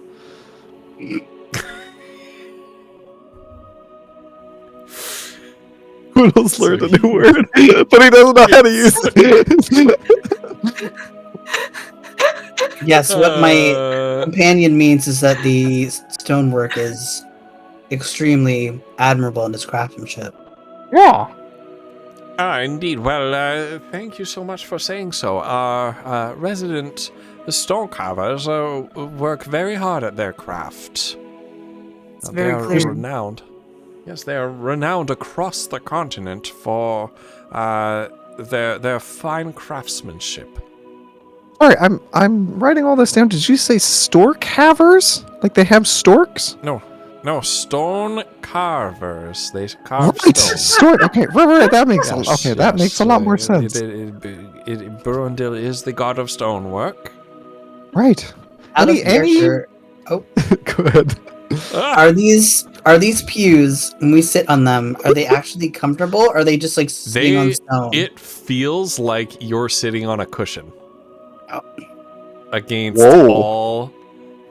all reason. You're not sure how they got this to be so comfortable. So as you sit, Gadri turns and waves a hand up at the shadow wreath ceiling, and you see the torches kind of flame up a bit more, spraying up these gouts of flame, lighting the high vaulted ceiling, and you can see a mural carved into the vaulted ceiling, high up. And as Gadri begins to speak, you can see the mural begin to move and shift, and the figures depicted in it come to life and animate this story that he proceeds to tell you. You see, the god Burundir was already worshipped by the giants before dwarves and gnomes existed in this world. Burundil was not only a god of masonry and stonework, but the architect of the Ordning, the great code of the giant civilization. He is said to have carved the precepts of Mott and Mog, acts which turn a community's resources, whether physical such as stone, or ephemeral such as one's time and energy, either towards the betterment of one's community, or to junk or waste. Burundil carved these precepts onto a pair of stone tablets and descended from the peak of peaks to deliver them unto giant kind, whereupon they flourished in the golden age of giant civilization. Now, the giants were physically so large and so slow to grow their population that the mountains could not sustain the rapid pace of the growth of their civilization. Seeing that they needed companions with them to assist in their needs, Burundil resolved to create new peoples to support giant kind. He first cleaved these new creatures out of the earth. At first, he tried to use the earth of the lowlands below the mountains as his material, and the people he thus created had warm hearts and a loving appreciation for the natural world. But they were too wild in spirit, soft of resolve, and dull of wit to develop the crafts necessary to support the pursuit of perfection under the Ordning. These people were released to roam the wild lowlands of the world as their hearts dictated. The flawed but beautiful first living creations of Burundil became the forest gnomes. Burundil learned from the errors in his craft, and on his second attempt, used the strongest rock from the holy mountain, the Peak of Peaks, for his next creations. From the base of the mountain, he built the loyal, resilient, and skillful dwarves. From the mountain's snow-capped peak, which absorbed the brilliance of the sun's light, he carved the Calodan, the people that came to be known as rock gnomes, who were clever, inventive, and curious. And thus we come to the world that we live in today. And as they say, the rest is history. Boodle raises his hand. Yes, my friend. Okay. You said that he came down from the mountain with the stone tablets, but it was the Peak of Peaks to give them to the giants? It was indeed the highest mountain to ever exist in the material plane. Oh, what mountain was it? Where is it? Do we know? Oh, I'm afraid it no longer exists. He used that mountain to create the dwarves and the rock gnomes. Oh. Okay, that makes sense. Also, how did you do that on the ceiling? Oh, I'm afraid I did nothing. Oh, I merely spoke to the stone and asked it to move. I have one more question. But hold on. Do you guys have any questions? Fudo looks at Kiona and Mazra. That is quite a talent. I do, but finish first.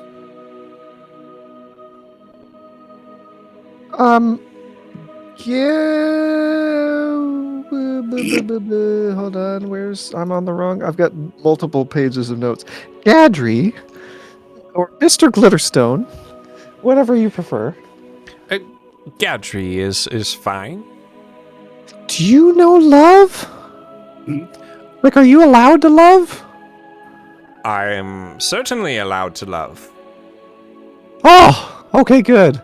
Because As don't it so know. happens, I have 2 wives and a husband myself, and many, many small children. oh, that sounds wonderful. Your life is full of love. Have you ever It met is indeed. Jeffrey? I'm afraid I don't know a Jeffrey, no. Well, you seem really wise, and you seem to know a lot about life and love. I think you should meet Jeffrey. It's his birthday today. He's one of the helpers in the visitor center pavilion, and he's taking a nap right now. But I think he'd really like love. You know? You mean one of the constructs? Yeah. I always thought Fiona they were has, simply like, a named pained 1, look 2, on her 3, and face. 4. I always thought they were simply named 1, 2, 3, and 4. I didn't Well- realize that one was named Jeffrey. Yeah, and it's his birthday today. I also didn't realize that the constructs were capable of feeling any sort of emotion or feeling. No, I think we course. should fix that. We can tell Hmm. they don't. I don't know. What do you think? What would Burndale do? Burundil, unfortunately, is a god of stonework, and the brass golems are made of brass. Oh. Is I there am like a, afraid I have some magic that I am capable of working, but only on stone. is there a god of like brass? You put me on the spot. Certainly there is. Right. You And know, metallurgist god. Yeah, Yes, there okay. is a god of metalsmithing. Ah. Yes. Ghost Pepper hasn't quite named that one yet, but I really appreciate you bringing this up. Name is 5 coppers. Where is 5 coffee?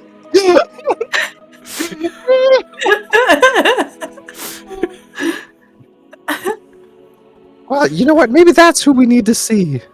Well, that's Yes, okay. you can find her temple on the other side of the water. Oh, perfect. All right. I'm led to understand that for the time being, ferry service across the water has been suspended, but perhaps in a few days it should be restored, Oh. All right. and you should be free to visit the temple of the god of metallurgy in a few days. Worst player. Yeah, we'll go visit this afternoon. It's fun. Yeah. Yeah, Jeffrey said he said it was like, you know, approximate, right? So his birthday Well. could be any time this week. Well, It's really fun, Foodle. I Yeah. sure hope if you Mazra- if you attempt to cross the ravine before ferry service resumes, that the dragon that very occasionally flies over and attacks anything in the water certainly spares you. Oh. Oh, okay. That sounds. Ooh. Do you guys have defenses again? Oh no, we're gonna move on. Move on, please. I'm interested in learning more about the temple. Do you get many visitors here? Oh, certainly. Certainly we do. From many lands that recognize the warship of Burundil. Some from parts south, although much less these days, following the Goblin War. Chiefly from Zwergenheim, just to the west of here. Yeah, we just came from there. We had a Oh, did you? friend of ours that I think visited. Yes. And I look at Kiona / Flutter for the name because Gilbrand. Oh, Gilbrand. That's actually quite funny. Gilbrand is a former disciple of mine.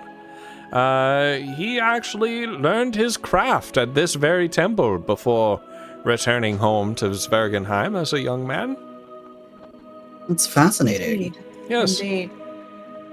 Yes, he did. He did visit this temple. It was some while ago. Right. And Did he The grow dungeon up master here? forgets whether he told you a couple weeks or a couple months, but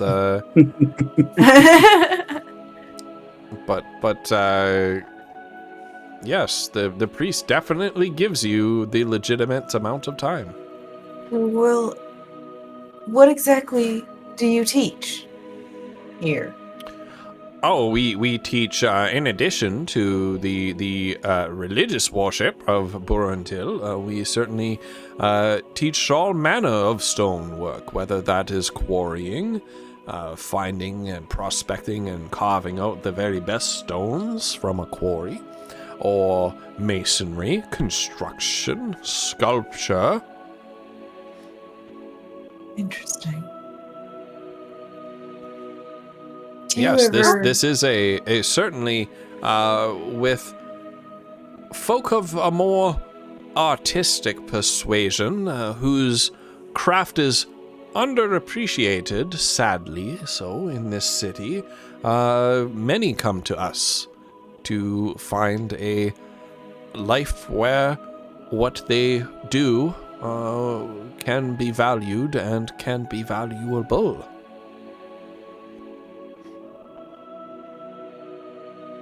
You ever find gemstones? You must search for easily enchantable stones and things of the like. Gemstones are not quite Burundil's milieu. You see, Burundil favors beauty in its simplicity. Not looking for pretty stones and minerals that refract light and color just so. The faithful of Burundil believe that the true soul of art can be found in the most mundane objects. It is our challenge and our task and our craft to bring that beauty to clear view of everyone.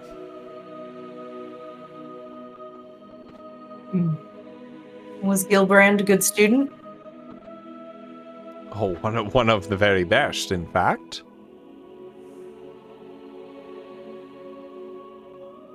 Why ask all these questions of him? Is he all right?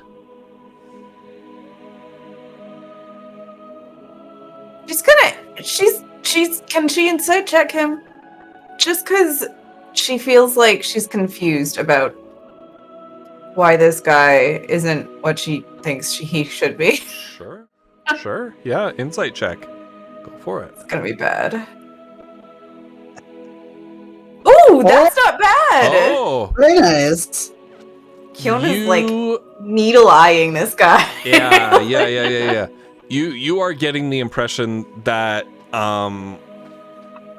you're not getting a six-eyed impression from this person. You're Right. getting the impression that A, what he's telling you about Gilbrand is true, and B, that he is just genuinely wondering what's going on with his friend. Is his friend okay? And he's becoming a little bit worried that people are coming and asking all these questions about Gilbrand and who Gilbrand is and was he a good student and this and that. We were mainly interested in asking because I don't know if you've heard, but the coronation currently happened in Sorgenheim recently, and we had a chance to meet him during the mock battle. Oh, indeed. Well, from what I understand, Gilbrand, he was quite proud of his promotion to the status of one of Zwergenheim's highest war priests. I was quite Right. proud of him as well. When he was visiting last, did he seem different at all?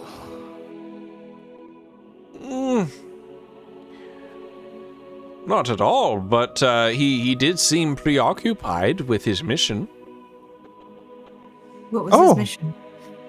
If you don't mind. Why do you ask?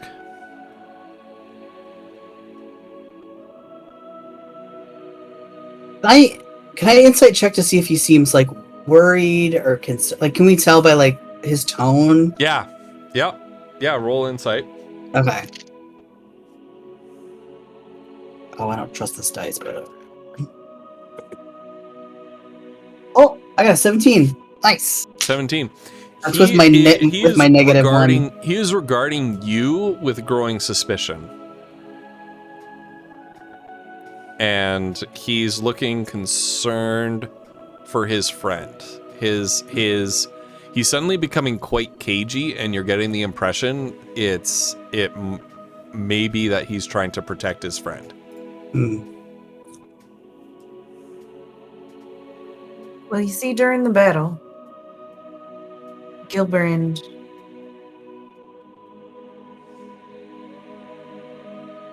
turned against everybody.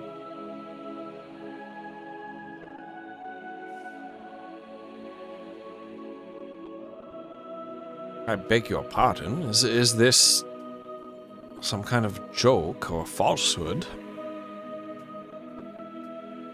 No. We were wondering what he was doing here the last time he was here. You'll forgive As we me if grew I up. am suspicious of this claim. Please give me a moment. And Gadri snaps his fingers, and the stones around you on the floor kind of rearrange themselves into forming like interlocking bricks in a circular shape. A series of concentric circles radiating out from a spot directly between where you and Gadri are standing and moving out to a range of several feet. At which the at which point there's a small, like just this high little rim of stone that's raised around your location. And Gadri has cast Zone of Truth. I have imbued this holy ground with magics that have the capacity to detect untruth. please repeat your claim. And if you're found by this temple and Burundil's enchantments to be false, leave and never return. Your friend Gilbrand betrayed the kingdom of Zwergenheim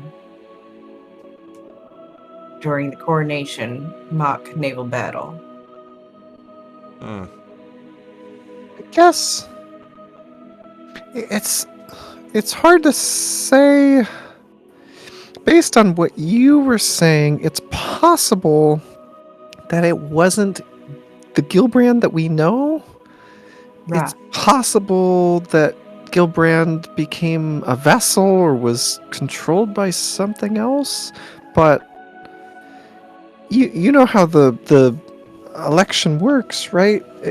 We were all throwing the fake things around, like the bags of sand and stuff, and then Gilbrand kind of went off script at the end and started using real spells, and all of a sudden these crazy things popped out of a portal and were attacking. I don't know, it wasn't good. He was after the royal items. Reliquary. Yeah. And Gilbrand, meanwhile, the elderly gnome is stroking a little tuft of gray beard that he has just on the tip of his chin, his head bowed and his eyes closed as you're speaking.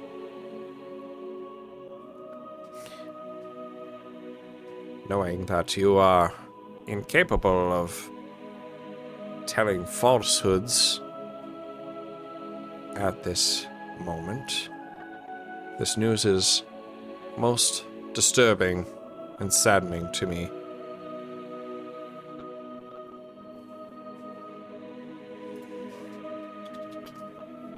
Well, we're sorry to have to be the bearers of bad news for you. Yeah. We do need to find out what he was doing here beforehand. If it helps you at all, he is currently safe.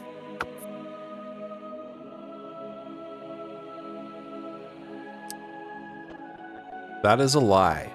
Well, Oh, she it's means safe. she means What do like you mean safe? Is he in like He's is he dead. being held in No, he's pri- dead. Oh, did You he killed him. die? He's dead, killed yo!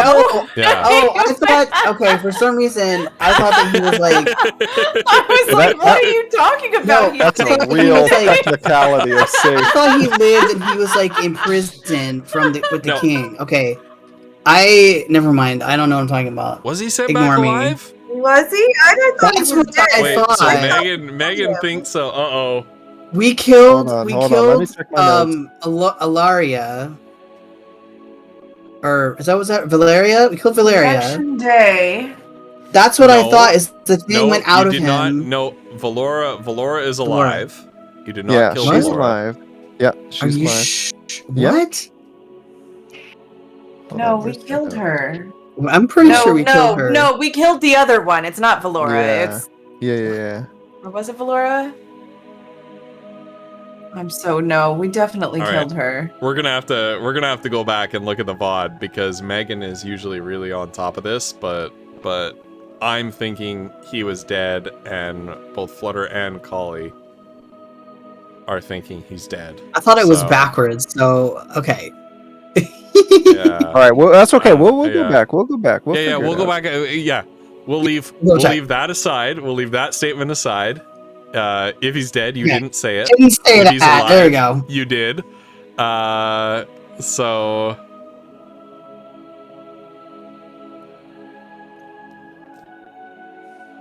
Yeah, this is what happens when you've been running a campaign for 2 years. You don't remember anything that Seriously. happened. It's so true. I'm like It's so combing my true. notes too. Yeah. Yeah. Shoot. Okay. I think I just stopped taking notes after the vision started. Who Oh my banished? God. Who banished themselves? What do you mean? Who banished themselves? Well, somebody banished No, himself. it was. Yeah, I remember that. Yeah. Oh, that's right. That was during That's the right, when somebody did. Kiona summoned the God. dragon because Oh no, she Oh coming! no, Megan's coming downstairs. Uh-oh. But yeah, no, I remember this because We're I just think gonna he we're wanted gonna to- have to move past it. We're gonna Alright, have to because move that past went it. It's true, that was it's the true. other thing. Either way, I think I Yeah. think the dude guy's dead though.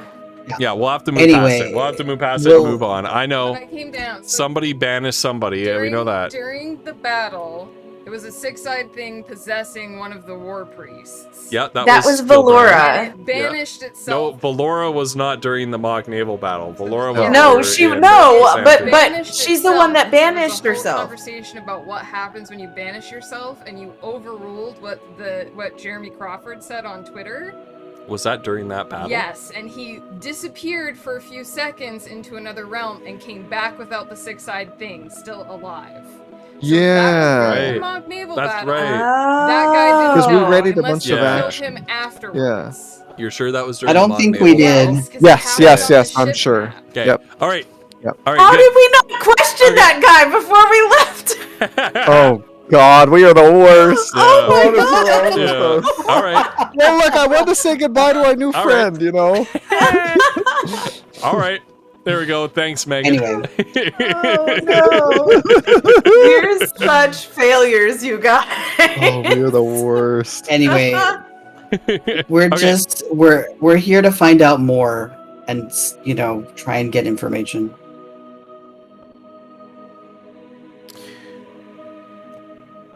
Very well. And Gadri flicks his hand. He does a little one of these. And the a set of kind of stone arms reach out from the ground at the perimeter of the circle and close up over you, forming like spokes of a wheel almost over your head, and sort of forming like this open-aired looking dome kind of construction. We can now talk privately. Any who pass outside of this circle will neither see nor hear us for the duration of this spell. Gilbrand did visit 2 months ago.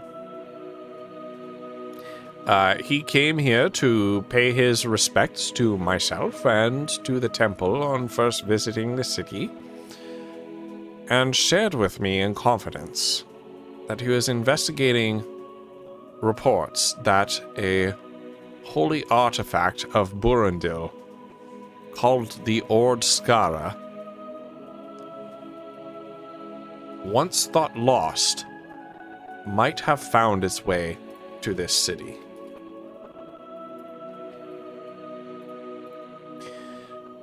The Ord Skara is said to be the chisel that Burundil used to carve the ordning onto the great stone slabs hewn from the Peak of Peaks. According to legend, he bestowed this chisel, along with the ordning, onto the giants to build their civilization. The chisel is said to be able to work stone in the shape of anything the craftsman wielding it can imagine, no matter how modest their skill, talent, or training. It is believed to be the tool used to build many of the giant civilization's greatest structures and monuments. The Ord Skara was lost when the giant civilization fell and passed into myth. But refugees who came from Amortica after the cataclysm brought tales of having seen its handiwork there. In particular, a castle made of solid obsidian that many witnessed lifting into the sky as the capital city burned. When a group of heroes destroyed the castle and sent the Mad Mage's Black Castle crashing to the earth, another group of refugees fled to the rift. Among them was rumored to be the architect of this flying edifice.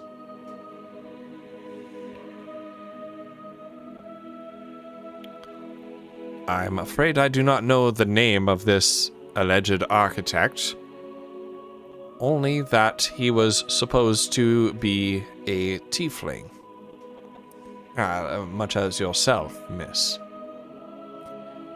Gilbrand's pursuit of this tiefling, from my understanding, led to his getting tangled up in the city's criminal element.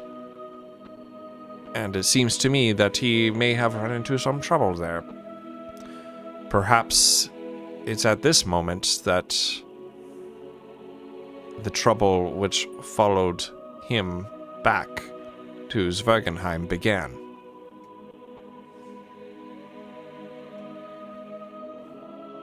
Oh. Can you point us in the direction of these people?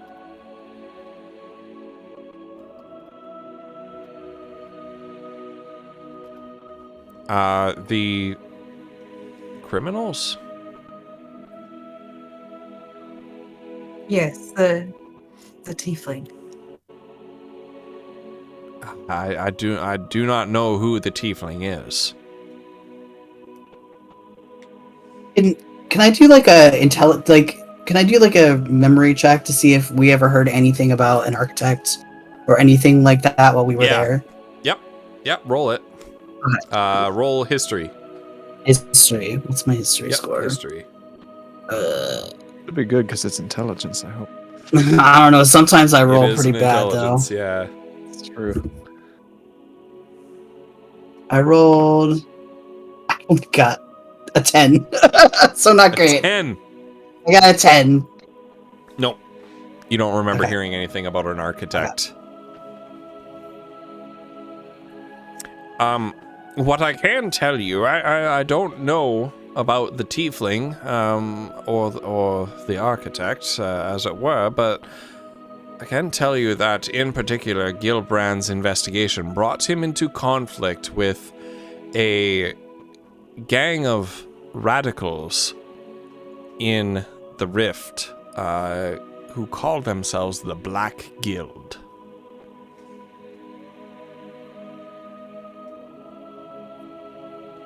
Oh.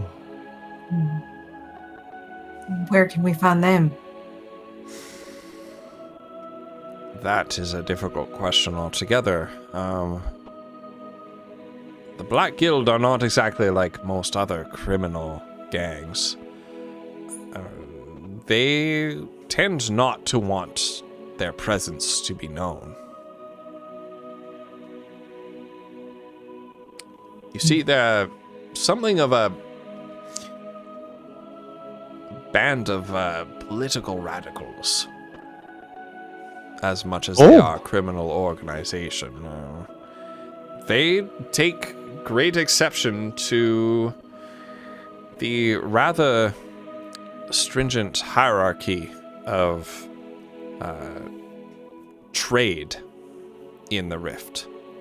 A cause that I am not so unsympathetic towards. What I am unsympathetic towards is their methods of extortion and robbery, sabotage, violence, and they've been increasingly becoming more and more dangerous. Mm.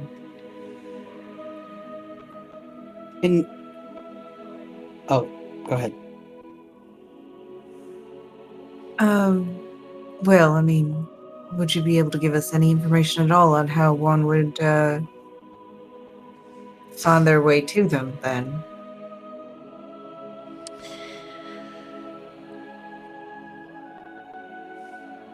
You, according to some rumors, which I could probably tell you, have been corroborated by Gilbrand's experience. His investigations led him to the Docks District, where, rumor had it, the Black Guild perhaps have some sort of a base of operations. One of his more colorful encounters with them happened in that area. I would be happy to mark the Docks District on your map. Oh, perfect. Here, thank you. Yes, well, this whole area from let me do you mind if I draw upon this a little bit? My That's gnomish perfect. friend. Yes.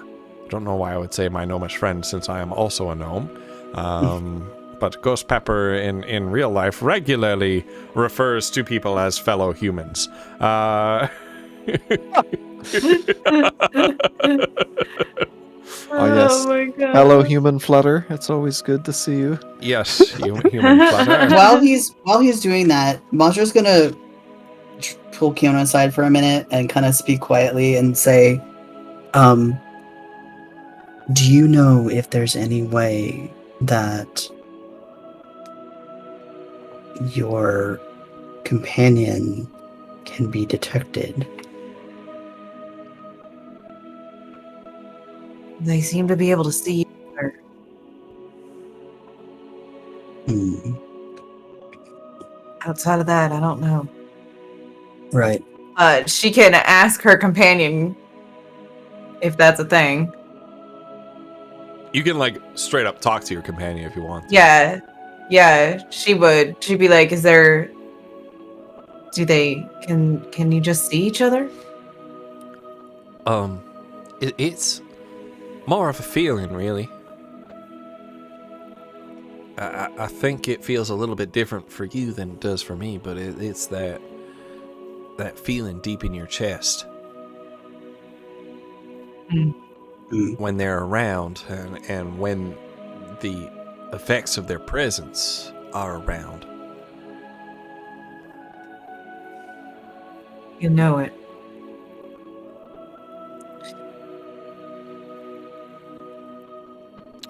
Meanwhile, Gadri is over here with Foodle, and he's kind of like carefully shading in part of Foodle's map. You know, my friend, one of the things about I don't want to sound, please don't take this the wrong way, but one thing that the other races don't understand is just the joys of coloring in a map. I've traveled to many other lands, and they never give me a map to color in the way that we do here in the Rift. And non-gnomish visitors to the Rift look exasperated, sometimes quite perturbed when they're given a map to color in like this. But I find it rather soothing and enjoyable, don't you? Couldn't agree more, Gadri. Oh, Yes, it's nice to hear someone else say it. Yes, indeed. There's the simple joys in life. Yeah. The taller folk, I don't know what happens. The taller you get, the more time it takes for blood to pump between your brain and your heart, and you somehow lose some of the joy in that, I believe. But I am not a priest of physic. I am simply a priest of stonework. In any case, this here is the Dock District. Now, in particular, since this area here is something of the well-to-do district, you are more likely, in my estimation, to find ne'er-do-wells and the like, perhaps in this area, or perhaps down here on the docks themselves, but certainly not to the east of the lighthouse. That's where things get rather more fancy, if you catch my meaning. Aha. All right. Well. But yeah, before they get like bring down the kind of dome or whatever, Masha's gonna come back. Who has the bag of holding right now? Who's carrying that? It's Kiona? Kiona usually has it, yeah. Okay, she's gonna reach in and grab. She'll hand it to you if you need it. Okay, yeah, she'll go back over to Gadri and kind of just say, I would be cautious about any sort of high profile visitors that you receive going forward. And if you can, and she'll hold out a hand and she's got one of those crystals in it. If you see anything like this being worn or on someone,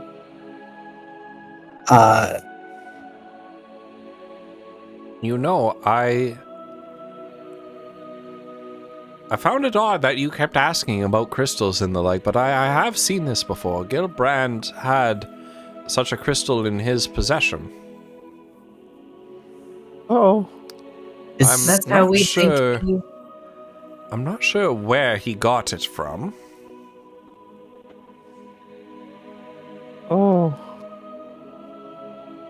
do you know if there's a guild here of gemologists or the like? Well, certainly there is. You can find their workshop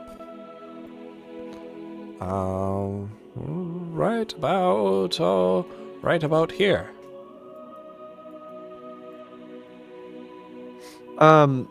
Above table ghost. I just want to make sure because man, I'm furiously typing notes and just not able to keep up. Yeah. So with the you mentioned, I have in my notes, refugees from Amortica brought tales of a castle of obsidian rising Yeah. to the sky out of Yeah. sort of the capital. And now my understanding is that was sort of during the goblin invasion. Like, Yes. is that when Yeah. that happened? Okay. Okay. Yeah. And would that So- sound so the- familiar the- to us? That sounds like the castle that we... Yeah, that's Okay. that's us. Okay. That was Okay. us that Mhm. did that. Okay.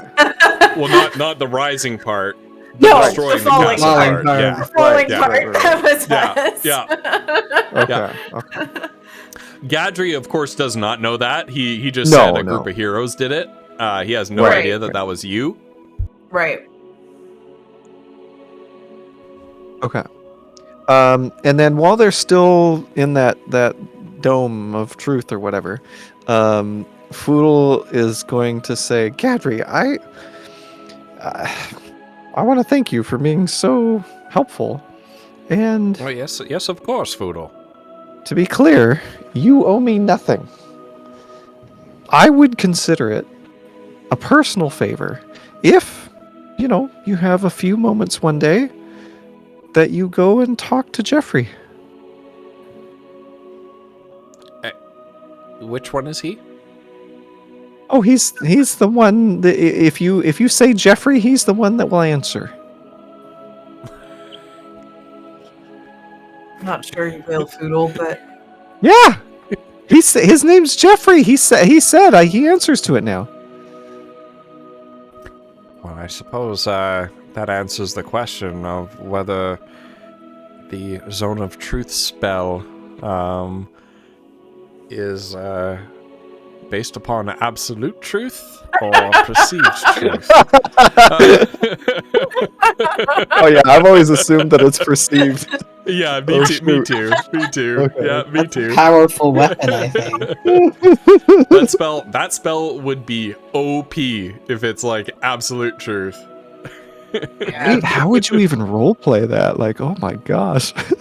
The DM would be like, I'm sure Kiona's not going to be the BBEG, and then the DM is like, nope. Yeah.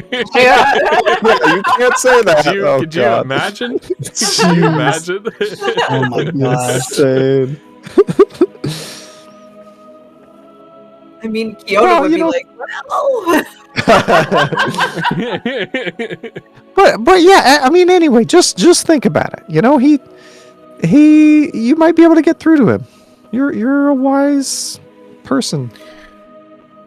I will endeavor to visit Jeffrey, the brass golem, someday soon. Thank you. On his approximate birthday. He's gonna love that. I got him flowers. Yes. And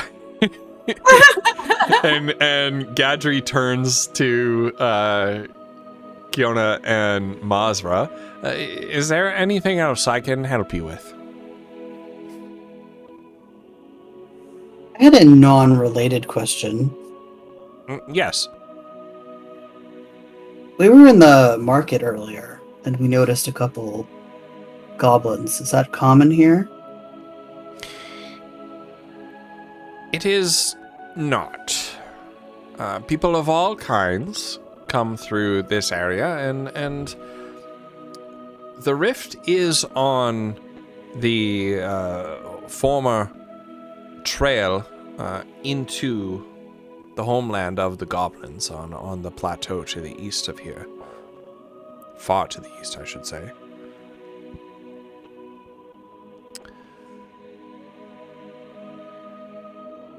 And I suppose, in a way, there are many goblins who are themselves refugees of the last war, but they do not often get a warm reception here.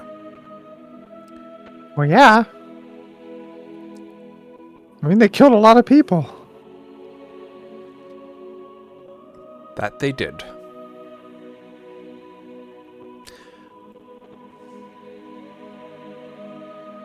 But so have we in our own times.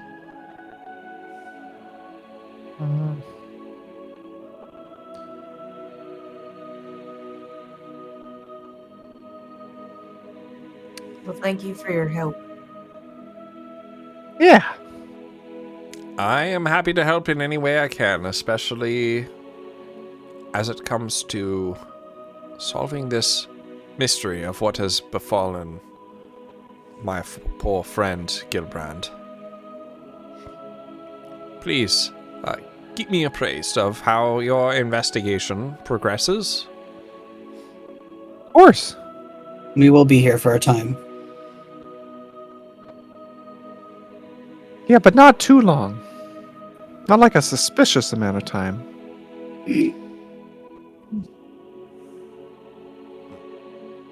Why would you say that? Never mind.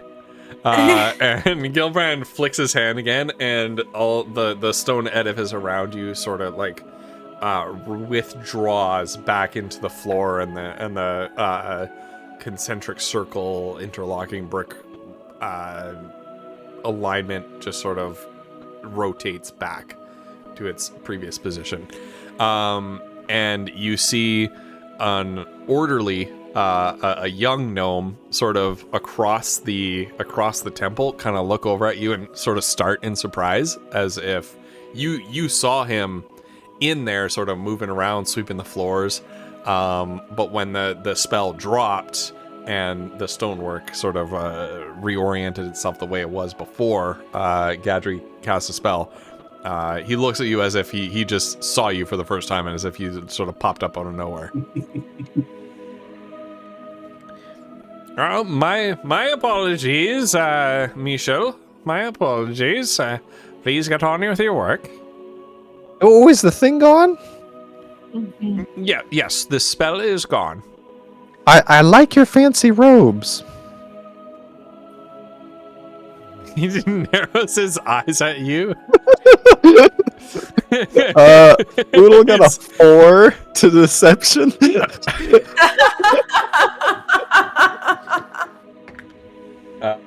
The priest got a 12 to insight. Oh, God. So, yes, well, thank you, I suppose. Don't let me keep you from your investigation. Yeah. Okay. All right. Bye. Farewell. Good luck to you. And to you as well. They believe. Insight check. 13. Foodle's telling the truth on that. Okay. Gosh. You're just a freaking slick Foodle. Hey, is the Zone of Truth spell gone? Okay, yes? Alright, I like your robes. Practice lying. It was a terrible idea.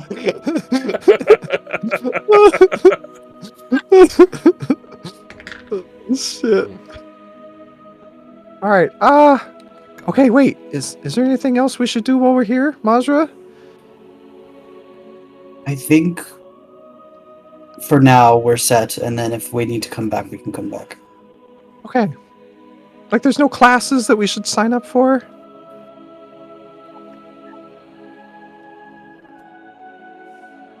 I don't know. Wouldn't it be cool to like learn to carve? I mean, you saw those statues. It would be a very interesting skill to explore, but for now we do have other things we need to be getting on with. Yeah, it's true. You know, I really want to meet these Black Guild people. I was intrigued. Indeed, we have several avenues we can take. Yeah, and one of them is Anus Alley. I still gotta find that Sergeant Ligma. Let's put that on the back burner for now. Yeah. All right. Well, the thing is, we need to report well, not report. I need to give my feedback. I need to give my feedback on the the process of getting into town. I think it'll be True. valuable to them. So what time is it out of character? Like, what time is it during the day? Is it or morning, afternoon? So you arrived late morning. It is now well into the afternoon. Maybe we should take a little time to find somewhere to stay. Ooh. Yeah, should we stay in like the Elven area?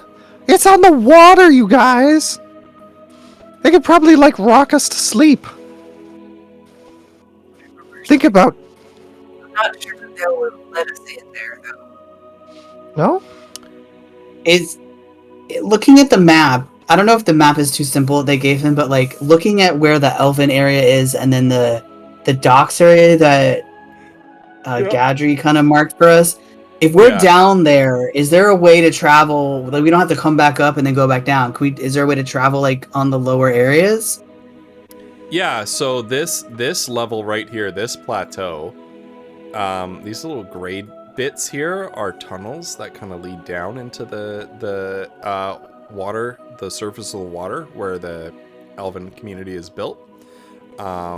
But those tunnels come out like approximately here, and then you've got this road Right. that goes Okay. into this tunnel, and it comes back out here, and then you're in the docks district. Okay. Sorry. So that could be an option. We don't need to be at the council till tomorrow, so Oh yeah, that's right. Well, yeah. plus Wait, why don't you Kiona. think... Okay. Go ahead. Plus Kiona, it is a little bit. If we're down there, you wouldn't have to worry about looking over edges or anything. Brad. Yeah, and what if... Okay, I mean, I kind of look a little bit like a small elf, right? I got my pointy ears. Like, what if I told him...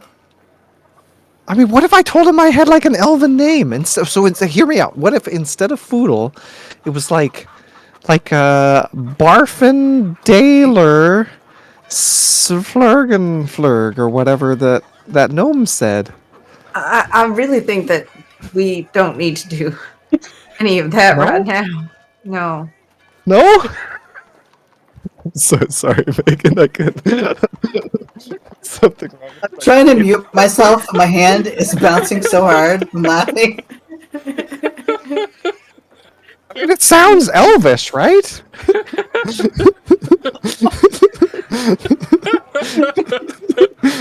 Literally just grabs the name of the only elf he knows and changes the first letter.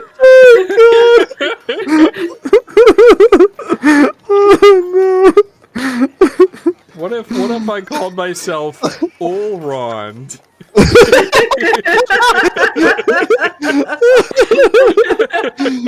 Yeah, you could be Olrond. I'll be Beladriel. There you go. See, Mars was in on it. But you guys, if they have an inn there, he could like rock us to sleep on the water, you know? I think if they have an inn, we may not have to lie. They probably will take our money. Yeah. I Right? think that we should not make assumptions that they will let us into their little community in the first place. Right. It's worth a try at least. Let's. Okay. Does that sound all right? Yeah. All right. Well, let's go. Okay. But wait, where are we going? We're going down toward the Elven settlement. Oh, okay. All right. All right. Oh my Was it goodness. Tarnua? You make your way back to the market, and then Yeah. you ride this lift right here, down to the next level down. Follow the signage, leading you to Tarnua, into a tunnel that leads you down here, and then there's a little fork in the road, and you can either go this way or this way, but they both take you to the sort of network of docks that crisscrosses the surface of the water here, leading into the watertop community of Tarnua. The people milling about this area are almost exclusively the more pale-skinned so-called wood elves, who used to live in great numbers in the forest kingdom of Mordeka before it was destroyed in the Cataclysm and the Goblin War. You three kind of stick out like a sore thumb as you are walking along the dock roads of Tarnua. Oodle's walking on tiptoes. Right. You're very distinctive here, as almost everybody else, like 99% of everybody else are wood elves, and none of you are wood elves. Foodle, roll an insight check. Okay. Oh my god, that's a 17 plus, I want to say... 24. You get the impression that people are not buying this short wood elf story of yours that you're kind of visually presenting to people. And so Foodle's gonna stop walking on tiptoes. and his companions probably don't know why. Nobody that you're passing by gives you any visual indication that they are questioning whether you're a forest gnome.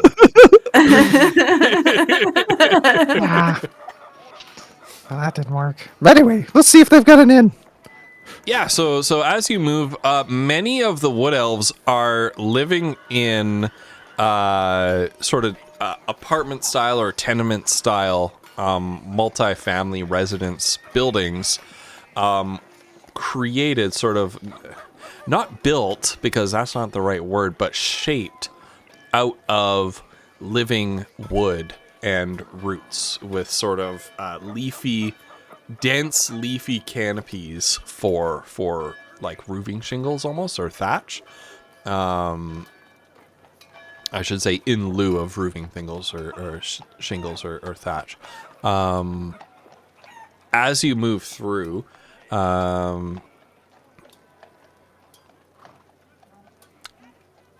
good to know, Pug. Thank you very much. Curb's most treasured items are his mace and his runes, and also the tadpole. Ooh. Is that, when you say tadpole, is it the kind of tadpole I'm thinking of?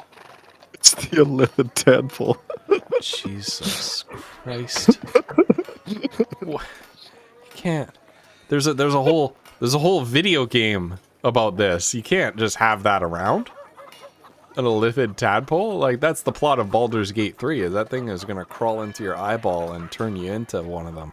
Anyway, as you're walking up this dock right here, this yellow line sort of coming out of this tunnel, you come to what passes for the central square, which is sort of a round dock built around this sort of empty pool of water, and growing from that pool of water, against all reason, because this water appears to be very deep indeed, is a great tree.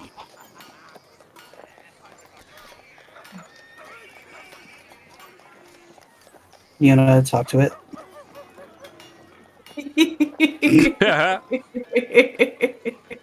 I feel like I'm home. These are my people. What kind of? I mean, they're a little taller, but still. I mean, look at this place. He's rather Very- pretty. Very green. Yeah.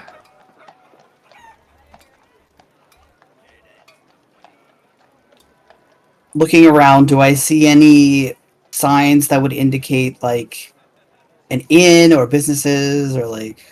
Yeah, so you see many of the elves sort of wandering around this sort of circular town square, town circle, I guess, village circle. A lot of them are kind of giving you like sort of shooting you kind of somewhat dirty looks, and there are some whispers of like, you know, do any of you speak Elven? Nope. Let's take a look on those character Let me sheets. check, but I doubt it. Yeah. What do you Gnomish and mean? common. Gnomish and Elvish. common. Gnomish in common. Okay. Yeah, Yeah. So that's there's it. some they're kind of whispering to each other. You can't you don't understand what they're saying, but there are a few whispers. Welcome, Orcish Twilight. Orchid. Sorry, Orchid. I read Orcish. and we're playing D&D. Orchid Twilight. I am sorry. welcome. That's a cool name. But to answer your actual question, Wolf, as you kind of look around, you see this, and then you kind of look down a side street, and this sort of long square building right here looks to be a sort of inn, and it has this sort of floating patio outside of it, where elves are drinking something out of fairly modest looking sort of wooden cups, and eating meals, taking their meals out of wooden bowls and off of wooden plates.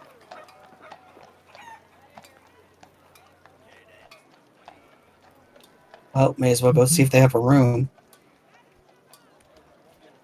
I just don't think Yeah. we're gonna be very welcome. No? Hello? Hello, my name's Foodle. the elves who are just sitting there like having a meal on the patio, they're kind of looking at you like, rude. Who is this interrupting our meal? As you're speaking to them in common, one of the elves says, "Yes, hello, Mr. Foodle."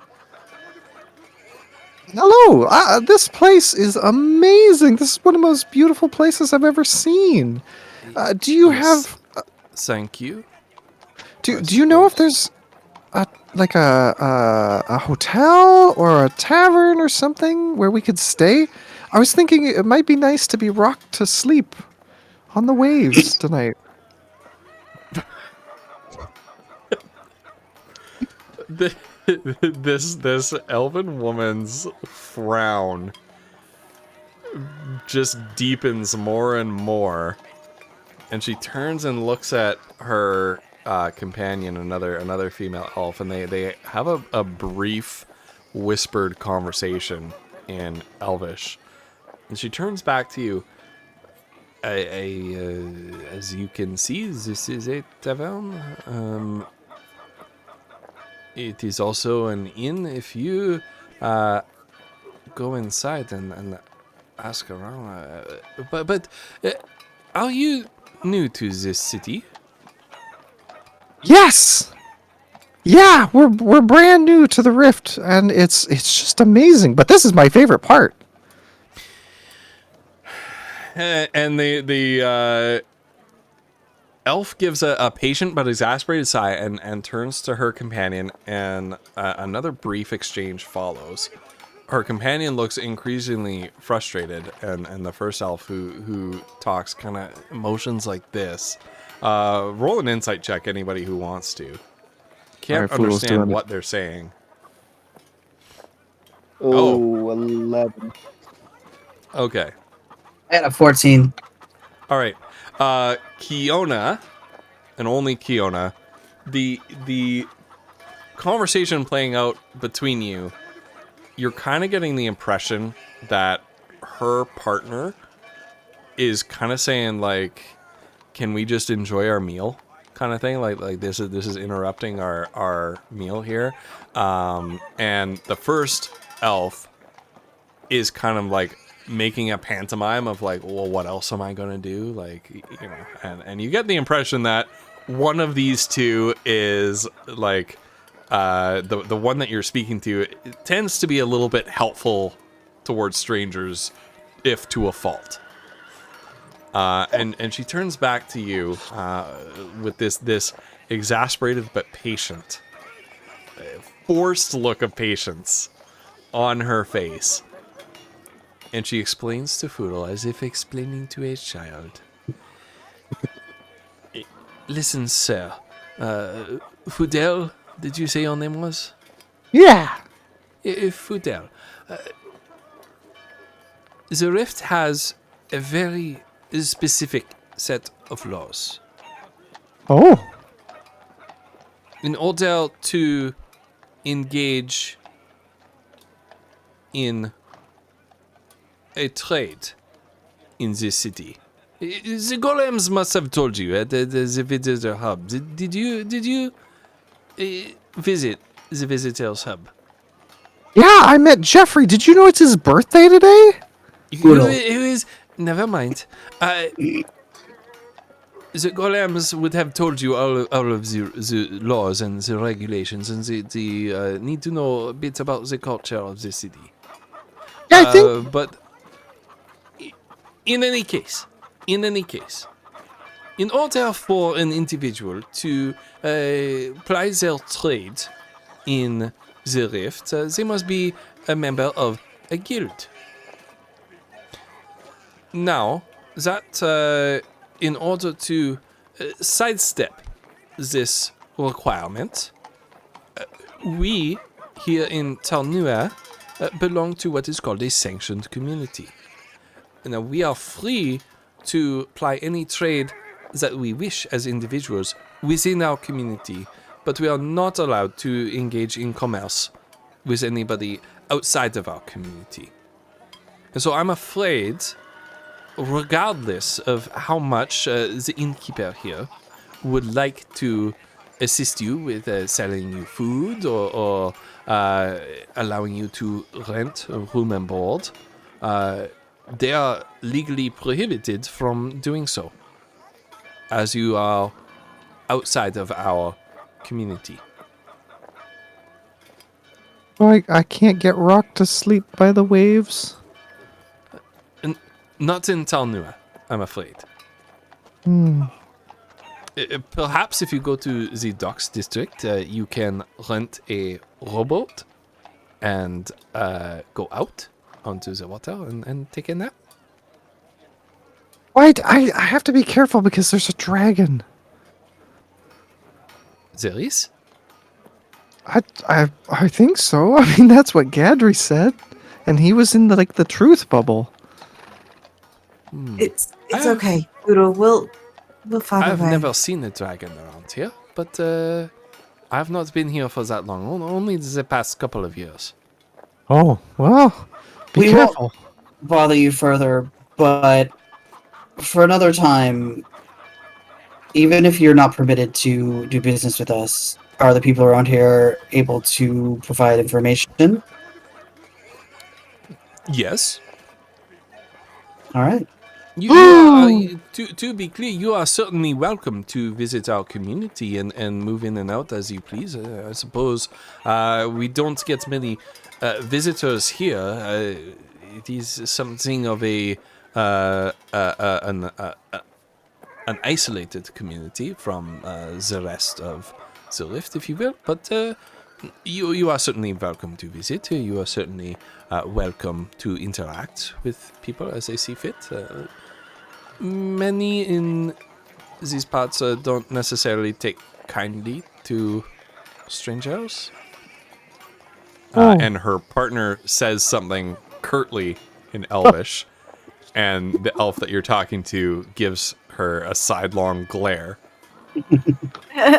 That's completely understandable. We just came by because we're seeking a friend of ours that's missing who happens to be an elf. So Oh, yes?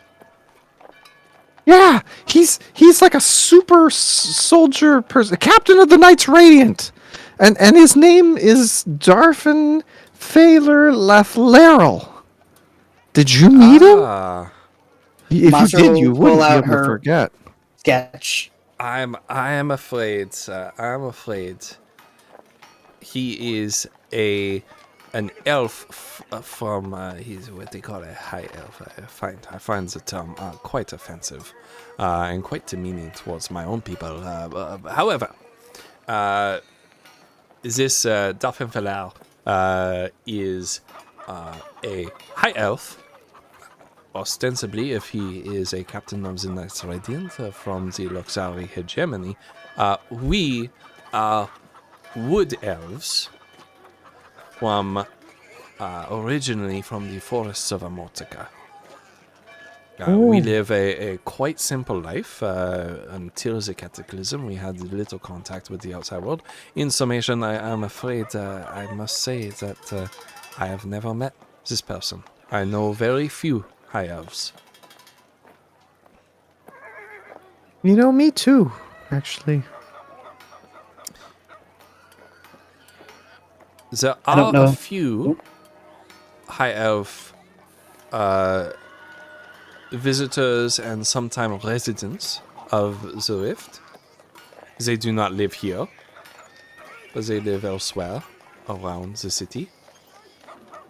You may perhaps look around the market.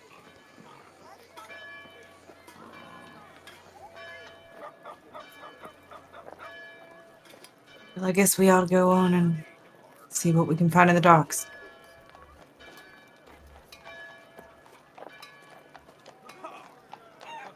Host is like, you what? Level 5? I know. Dude, you don't want to know. I don't know how they did it either.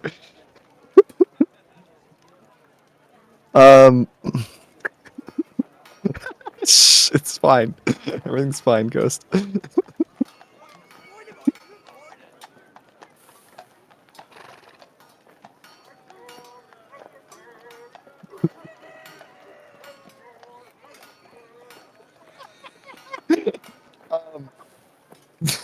Not yet.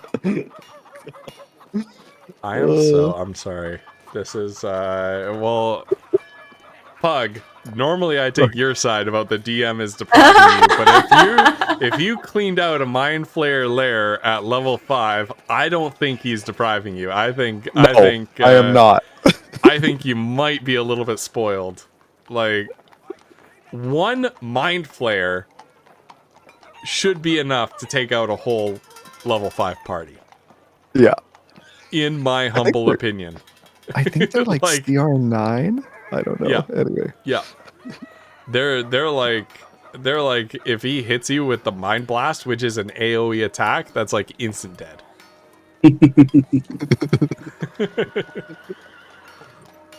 Oh, a lot of Anyway. people went down. Anyway, it doesn't matter. Gosh. Anyway. Okay, so we were talking to this elf, and they We don't know. appreciate your time. Yeah, We need to go thank to you the so docks. much. And I hope you enjoy your meal. Yes, we will. And the other elf says another thing curtly, and the elf that you were talking to elbows her sharply in the side and hisses something at her before smiling to you and saying, "Have a nice day." Bye. You don't need an insight roll to guess that basically what she said to her partner was along the lines of "Don't be racist." Oh, jeez. Well, that's a little disappointing. But wait a minute. Do you think? Okay, should we ask like the barkeep? They usually know stuff. They're always meeting people. It doesn't seem like Darfin's been around here. Yeah. If you have to register to get into the city and the registry has nothing on him. Right, but like, what if he's on the run? You know, like what if he's being hunted by, like the bad people who did it to him in the first place? That's what I'm worried about, right? We can try to keep our eyes out. Yeah, I mean, that's why, using the name and stuff is like, well, maybe, but like, I think the picture is our best bet, honestly. Well, we have plenty of time. We can always come back as well. Yeah? I'd say we should follow her advice.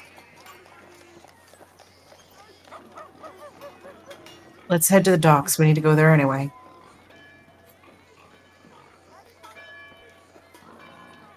Okay, let's do it. Also, Pug, yeah, he absolutely AoE'd the shit out of your party, and half of you went to. Anyway, it doesn't matter. I was really worried about a TPK. Doesn't matter. Okay, yeah. So we don't want to talk to the innkeeper while we're here, like literally right here. I don't think they're going to have any information or say anything that we're going to want to hear. No, but Kiona, it's Darfin. Can't we at least like put up the thing? Have you seen this elf? Really need to? Please do. Okay, all right, let's do it. Mazra? All right. We will follow you, Poodle. Okay. All right, we need the thing. Mazra, do you have one? I don't have one. Actually, can you give me a couple? She pulls. Yeah. There you go. Oh, perfect. Okay. Now wait, Mazra, are you sure you don't want to do this? If you want me to talk to him, I'll talk to him. Or them. So, I Poodle, don't know. Yeah? while you were I mean, yes. rummaging around in your belongings, you noticed that you are missing some gold from your purse. And fucking 4 coppers. Wait a minute. I've been robbed! Who was it? Was it Gadry? Why would he steal from you? I don't know. I'm going back through everyone that we met. Okay, Could it so there was possibly Gadry. be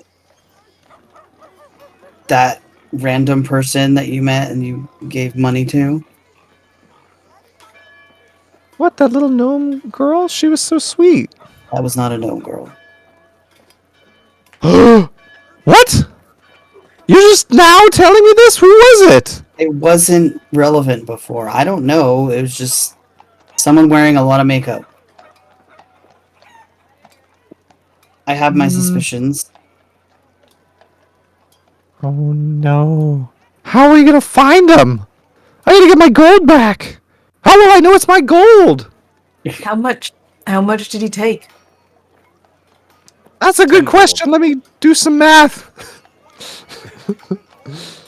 10 gold. Yes. which I Ah! already took the liberty of subtracting. Oh, you did? from Okay. Your inventory, yeah. Okay, Yeah. I will add the 10 gold back that I just subtracted from I that. did. Okay. I did all the way back during the encounter whence it was stolen. I'm not telling you when. I'm shit. not confirming or denying. And I've been using this handsome dice tower that Bard Owl sent me, along with my evil DM die, to occasionally roll perception on your behalf. And you've been rolling very poorly, Foodle. You've been rolling ones and twos. Oh no! Just periodically, I'm rolling a die. Does Foodle notice yet? And finally, you noticed. You know, that checks out considering how like tourist he is with this entire city. Just like looking around at everything just in awe. Poodle, I would recommend that you better secure your money bag. Yeah! Wow. Ah, this is not good. What if I need that 10 gold for like... Look, we'll keep an eye out next time we're in that market and see if Yeah. we can't find the person. Yeah. Maybe they're part of this criminal underground thing. The black cowl. No, that's not it. Black Guild of Darkness. The Black Guild. Yeah, that's the one. Well, let's worry about it later. Take care of what we got to take care of right now. Okay. Onward. All right. So we'll go ask the tavern keep if they've seen Darfin, and then ask them to put up like a thing, one of the posters.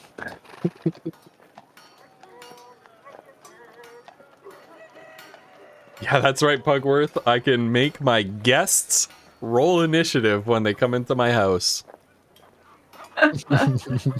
Oh. I can use that on like Mormons and Jehovah's Witnesses. Oh my gosh. Yes. They won't do it so though because good. it's like an evil game. Then they can't come into my house. They can't get. Yeah. They can't come into my house. Then. Them's the rules. Them's the rules. I would love You gotta to roll see the initiative. moral conflict go over their face when they were presented with that issue. Like, Right. Just a little dice. That's The devil's What happens if the dice. Mormons roll a crit success? Aw, shit. let us in. Oh no. No, Don't say that. I am nothing if not a fair DM. I'll be like, all right, I invite you in, and I will take whatever pamphlet you give me. Oh god, And I Pug, the will, good and I chocolate. will actually read it before putting it in the recycle bin. Oh my goodness. But yeah, Ghost, totally up to you. I don't want to take up any more time. I feel like Foodle's been like, I'm sorry, yeah. So, Yeah, so- we'll go in, talk to the barkeep, put up the thing. if they'll let us pay for it. If Yes, hello. How are you doing today? Little Hello, What I'm- brings you Greetings. to these parts? what? We My don't- name's We don't see Poodle. many little gnomes around here. Oh, well, yeah. I guess there's like rules and stuff. I was really hoping to rent a room and be like gently rocked to sleep by the waves, but No can do, I'm afraid, my little friend. yeah. But you know what? Other than that, I'm doing amazing. This area is beautiful. I love your tree. I love the roof. I love all the natural wood. I feel at home. Well, thank you very much. It is unfortunately no substitute for our forest. We elves are not accustomed to living on the water, but this is happens to be the best place for us. Yeah. It's nice. Well, okay, but the reason that we came here, though, right, is we're looking for our friend. He's a high elf. He's like the super elite guy of the Knights Radiant, and he's really beautiful. Look, we've even got a picture, and his name is Darfin Thaler Lathlariel. I think I've said that right. You tried is what matters, and certainly appreciate that you try. The bartender seems to be like quite tolerant. Thank goodness. Now we do not get many high elves coming this way. They think that we're a bunch of country bumpkins and rednecks. Something I think that you may have picked up on with regards to the Caladan and yourself in this city. Yeah, people have been saying that, but I like pumpkins, so I took it as a good thing. Yes. Well, I suppose there are always the exceptions that prove the rule. I'm sorry, you said you wanted to hang up a poster of your friend. Yeah, Monster will. Yeah, I'm not sure you will have much luck, but I suppose if there is anywhere in the city where you would find luck with that, this would be the place. We Yeah, appreciate your assistance. yeah. You of course, posted one of these on the notice board in the visitors hub as well. Of course. Mm-hmm. Wait, we did? Yes, we did. That's brilliant. We did. You were busy buying flowers at the time. Oh, right, and getting robbed. Oh, by that cute little gnomish girl. Oh, No, I'm very Gotta be- sorry to hear that. yeah. I was gonna buy some flowers for Jeffrey with that money. Unfortunately, a problem that comes with the nature of the beast is in a city like this that grows so quickly as it admits so many refugees, myself included. There is always a problem with a little bit of nefarious dealings, if you know what I mean. Yeah, it seems like people everywhere, you know? There's always a few. Well, we won't take more of your time, but we do appreciate the assistance. I hope know that what? you recover your stolen property. You know what? Maybe they needed it more if they're, like, stealing it. You know, risking the law? I don't know. That is certainly magnanimous of you. Is it? I don't know what that means. It means you are very forgiving. Hmm. I guess it depends. Anyway, it was nice meeting you. Just refute it. It's Well, you look, some things can't be forgiven, I don't think. But this, you know, it's 10 gold. very well. The innkeeper looks a little bit uncomfortable. He didn't know that by saying that he was inviting a philosophical discussion, and decides not to tug on that thread anymore. All right, Foodle, let's go. Yeah, okay, right. I hope you have a Foodle's just wonderful like, day. somebody says he's very forgiving. Foodle just, it's like, well, here's my philosophy on forgiveness. I don't know, I'm still working through it. Anyway, don't worry about it. I'll talk to Jeffrey about it. He's a good listener. Yeah, let's do that along while we're on our way to the docks. Yeah. All right, bye. Thank you. Yes, good luck to you.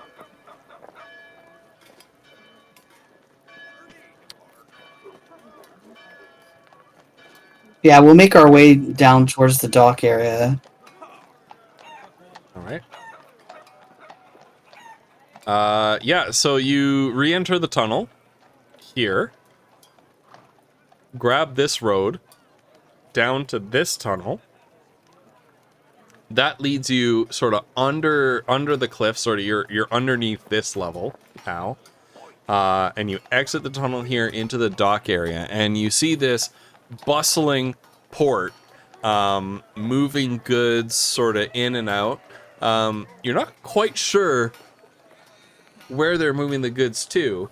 There is, you can spy on the opposite shore of this water-filled ravine another sort of small cluster of buildings on the other side. But you're not sure, like, that does this ravine sort of drain back out into some sort of river system that they're conducting trade on? Because this is quite a bustling little port for what you kind of thought was a completely enclosed body of water here. But nonetheless, people are busy, gnomes, and you see a greater preponderance of larger species here as well, although there are gnomes working on the docks. But you see more here, more humans, orcs, half-orcs, a few dwarves, and some of the other species that you saw in the marketplace that are a little bit bigger and bulkier and are able to use their size to their advantage here to load and unload and move cargo around the docks. As you are kind of traversing around, you're kind of taking a tour here of the dock area. This here is a massive warehouse. You have another cluster of smaller warehouses over here. There is a lighthouse here, so it must get foggy at sometimes down in the ravine, as like the fog sort of settles into the rift here. And then a few houses, a smattering of small buildings where people live in this district.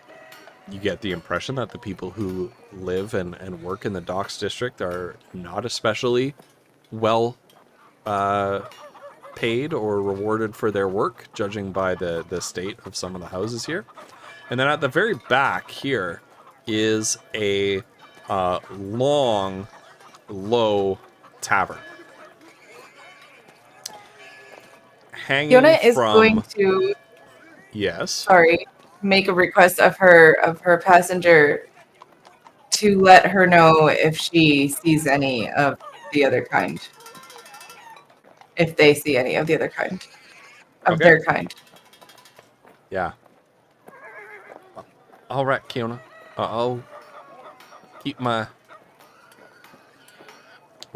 senses out for it. Thank you.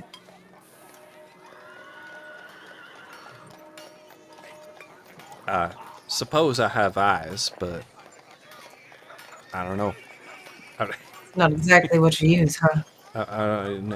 Not exactly. When you live inside someone else, I suppose. Well, anyway. I'll keep a lookout for it. Thanks. You get the impression that your passenger has picked up some of your Kiona's sort of awkward mannerisms of speech, like getting flustered sometimes, and they're oddly very similar to you, almost as you would Right. expect like a twin sibling to be. Hey, Mazra, Mhm. how do we find a criminal element? Well, once we get settled, I can take a look around and see if I notice any sort of activity. I think it would be unwise to just walk up and start asking people. Right. Yeah, I probably shouldn't. Yeah. I shouldn't just ask them. Like, hi, my name's Foodle. Are you part of the Black Company? It'd be Or is very it the Black unwise. Guild? I would not say it out loud anytime soon. Right. Hang on, I'm gonna roll dice real You quick. hear Oh, go a ahead. voice off to the side. No, I wouldn't say it out loud anytime soon if I were you either. What? Wait, who are you? Oh, you look over and you see a gnome with dark hair wearing sort of dusty clothes, standing off to the side of the street, leaning against a nearby building, and turning a coin over in his fingers. Oh, I'm nobody. See, here's the thing about the Black Guild. All of us are nobody.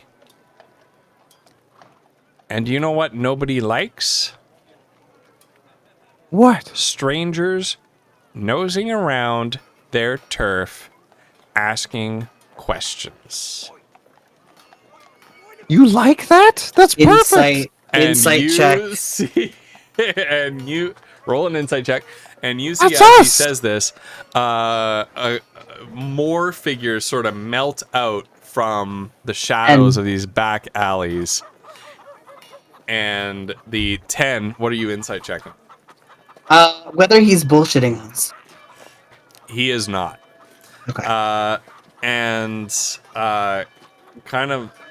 They array themselves sort of in front of you, kind of standing at an imposing stature, ready to go. You get the impression that it's just about time to throw down here, and behind you, you hear a thump, thump, thump, and the ground trembles beneath your feet with each thump.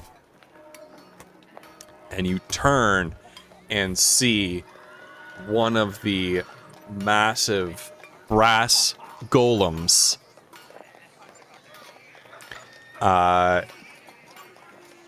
that you met. Sorry, Bo's distracting me with their question.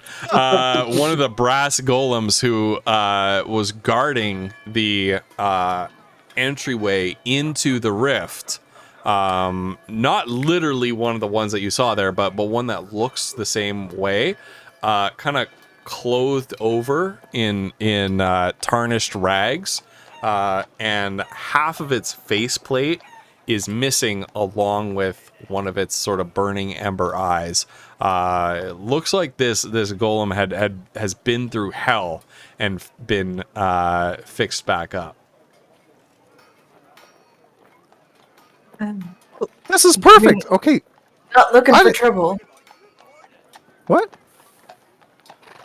Well, if you're not looking for trouble, Well, no, we are. Aren't we?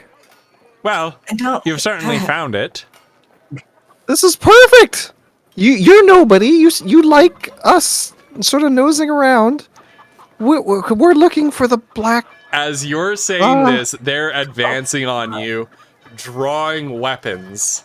Oh my God, Poodle. Oh no. And We should is run. where we're going I've to misread end this tonight's situation. Machine Misread gun this Poodle, come on. situation. Oh no. We just got. We didn't even. Oh jeez, you guys, you can't let like- Poodle talk. Shit. Hold on. Oh no. I'm gonna give you a real quick look. Oh. at A little what- preview, a sneak preview for next week. What just happened? Roll 20, please. Oh, is it just It like was hanging? being funky to me It's- earlier. It was. It's Yeah, just it might be roll 20. Roll Just 20. we don't get a preview because roll Yeah. 20 is just being a dick. Remember, I'll remember for next time I'm working that on we it. do have the Alright, here you go. Gobstopper and it will work on Poodle. All right, there's a little preview for Oh you. no! What you've What got is waiting that? for you? Oh my God. Oh What? no! All right. But until then, Oh Oh. Oh I my hope everybody God, has a you great night. guys. Dude, the last time we fought in a city, we almost all died. This is not. Oh, Yeah, God. we have a habit of getting ourselves like jacked No. up in alleys. I just Oh, don't no. even. Oh, jeez. The discretionary strike again. Look, you just need to Oh use all my those God. group tactics we've learned. Just walk into the right? underbelly of the city and are like, "Hey, we're looking for the Black Guild, yo." And then he was like, oh, I mean, They obviously all he turn didn't around mean it and that way. Yeah, What do you Orca think? Twilight. So, thank you for asking. Also, thank you for the follow earlier. Welcome to the community here. I hope you're doing well. Obviously, you must enjoy D&D if you came and followed and are still hanging around. We try to minimize our interaction with chat a little bit during D&D so we can keep things going. Starborn Striker in the chat just posted the D&D command. If you're enjoying the game, make sure you follow the channels of all of our players so you don't miss any episodes. We do rotate around the different channels. So for instance, next week we're going to be on the Flutter Die channel. Yes. I believe. Yeah, we're going to be on Flutter's channel over there. So Kiona, our wild magic sorcerer, is played by Flutter Die. She was an ordinary person, or so she thought, who suddenly gained her sorcerer's powers during an attack on her family's ranch. Unbeknownst to her, the true source of that power was a being that has been living inside her potentially for her whole life, and she has just begun to learn about the nature of this being and begun to be able to communicate with it. Our next player, this is hard. Things are flipped around. Yeah, our next player down here, down in the corner, is It's Wolf. A very fine and old friend of mine, and Wolf is playing Mazra, our half-orc rogue / fire-themed paladin. So Mazra is like a tinkerer.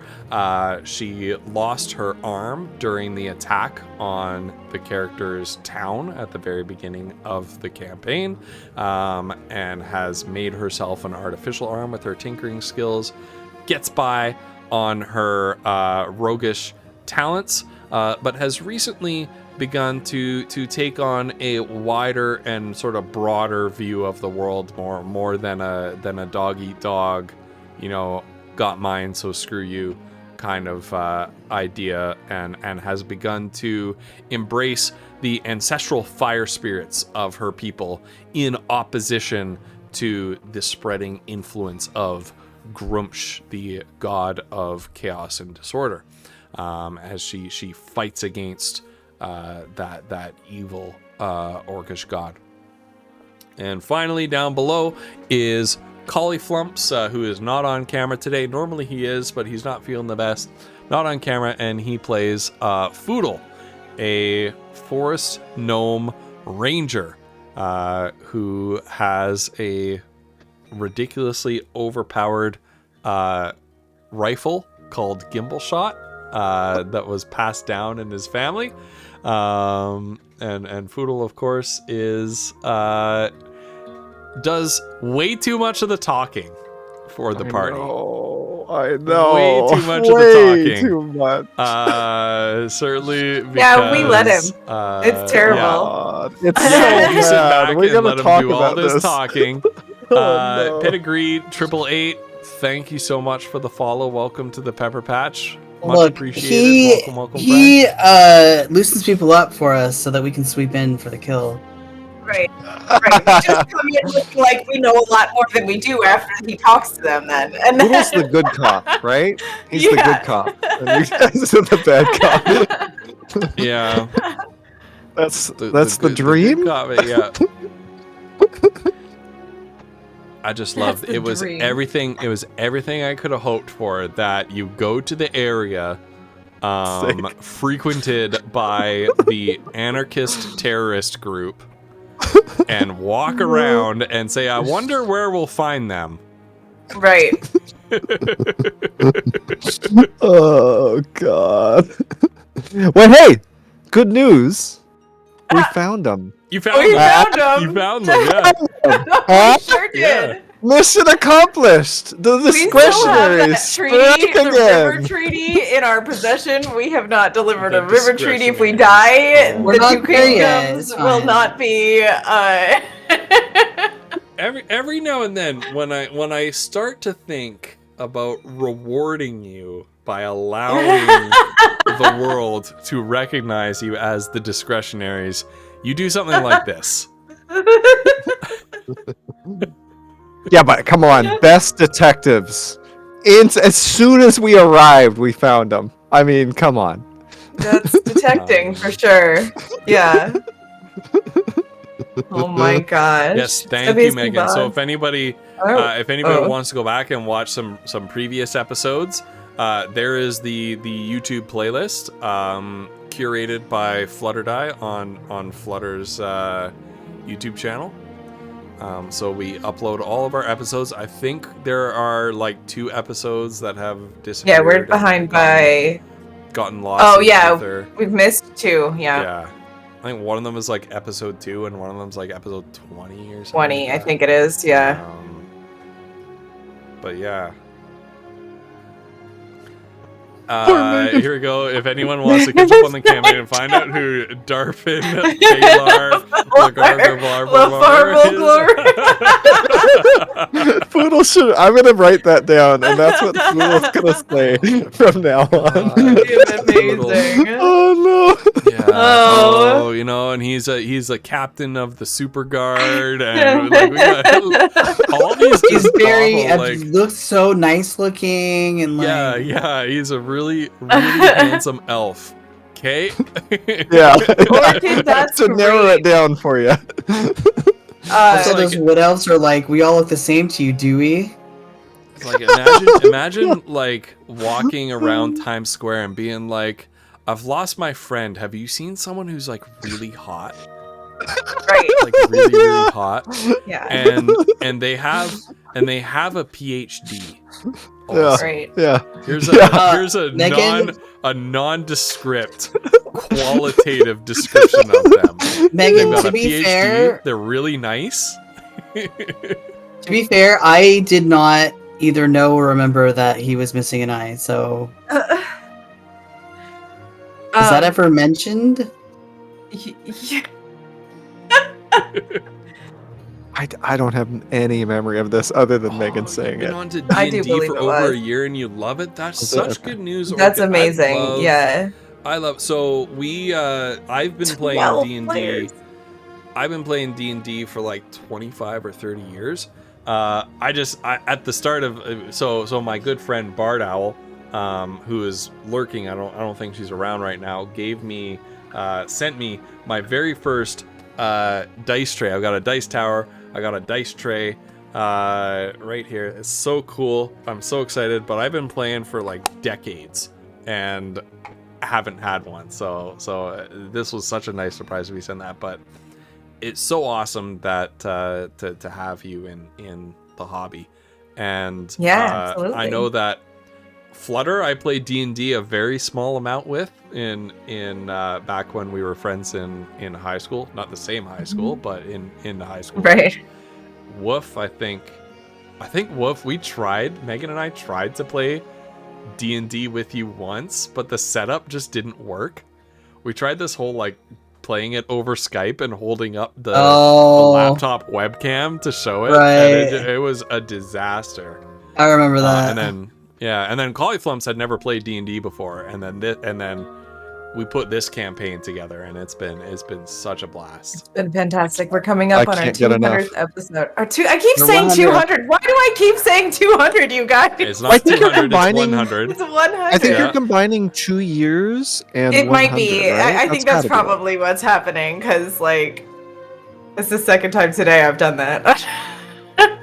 It's been 8 Anyway, our following 100th Yeah, episode, Shagraz, actually. yeah, 200th Shagraz. episode. Wow. Listen. Ultra Grass I'm is like losing it my feels mind, like that's all. it feels like the 200th It episode. feels like 200. Yeah, it feels like Yeah. it's 200, yeah. God, we can't. Oh man, Watching I really watching an episode, listening to Foodle just be like, I've got just 6 more questions. It's like, yeah, it feels like Oh no, it's so true. it's fantastic. I Oh, love man. Foodle. I love Foodle for that. I feel so Honestly, bad. it's So for- don't feel bad. Flutter Don't feel and bad Woof, that you're though, role like- playing. Don't feel It's bad my that you're role playing. favorite It's thing. wonderful. It's the best. wonderful. This world that Ghost makes, and then I get to. If I hear Foodle ask for Ligma one more time. Yeah. Well, friends, this Right. was such a fun episode. It was so great to spend that time like coming up with the lore of Burundil and things like that. Like the lore that we're putting together about this whole like giant civilization and everything has been so much fun. And I was so glad to get to Really cool. share some of that lore with you today. Anytime I get to do like a lore dump, I just love it so much because it's like sharing some of the world building that I do behind the scenes with you, and it makes me so excited to do that. Yeah, everybody's level 10 right now. We started at level 1. Most campaigns reach level 20 after 100 episodes.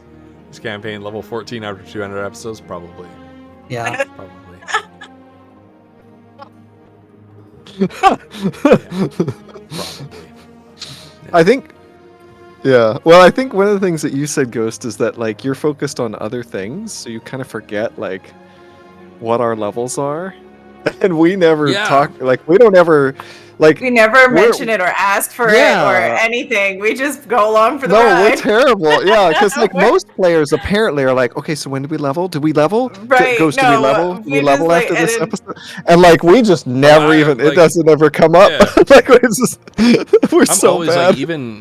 like even like when I'm a player in D&D, I don't even care about levels. I care Right. so much more about like character progression, like in terms of their Mhm. character arc and like items and treasure and things like that. Like I'm much more motivated by that as a player.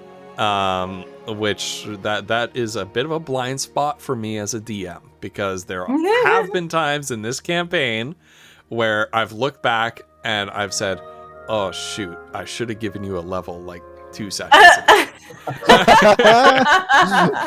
And it would be really awkward to give you a level now because Right. we're right. You're like In the mid middle of a thing. conversation, Mhm. and it's just like you ding.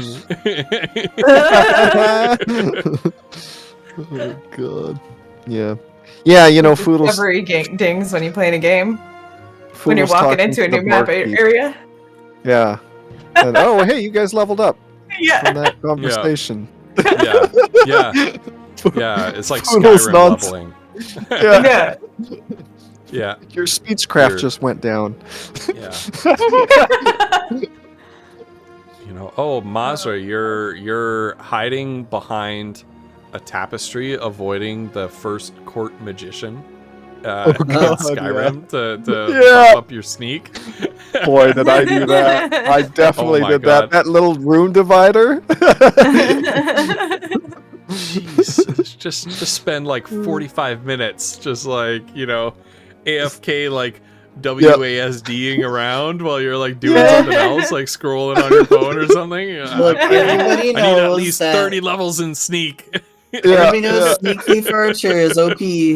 That's true. Yeah. Archer. Oh, God.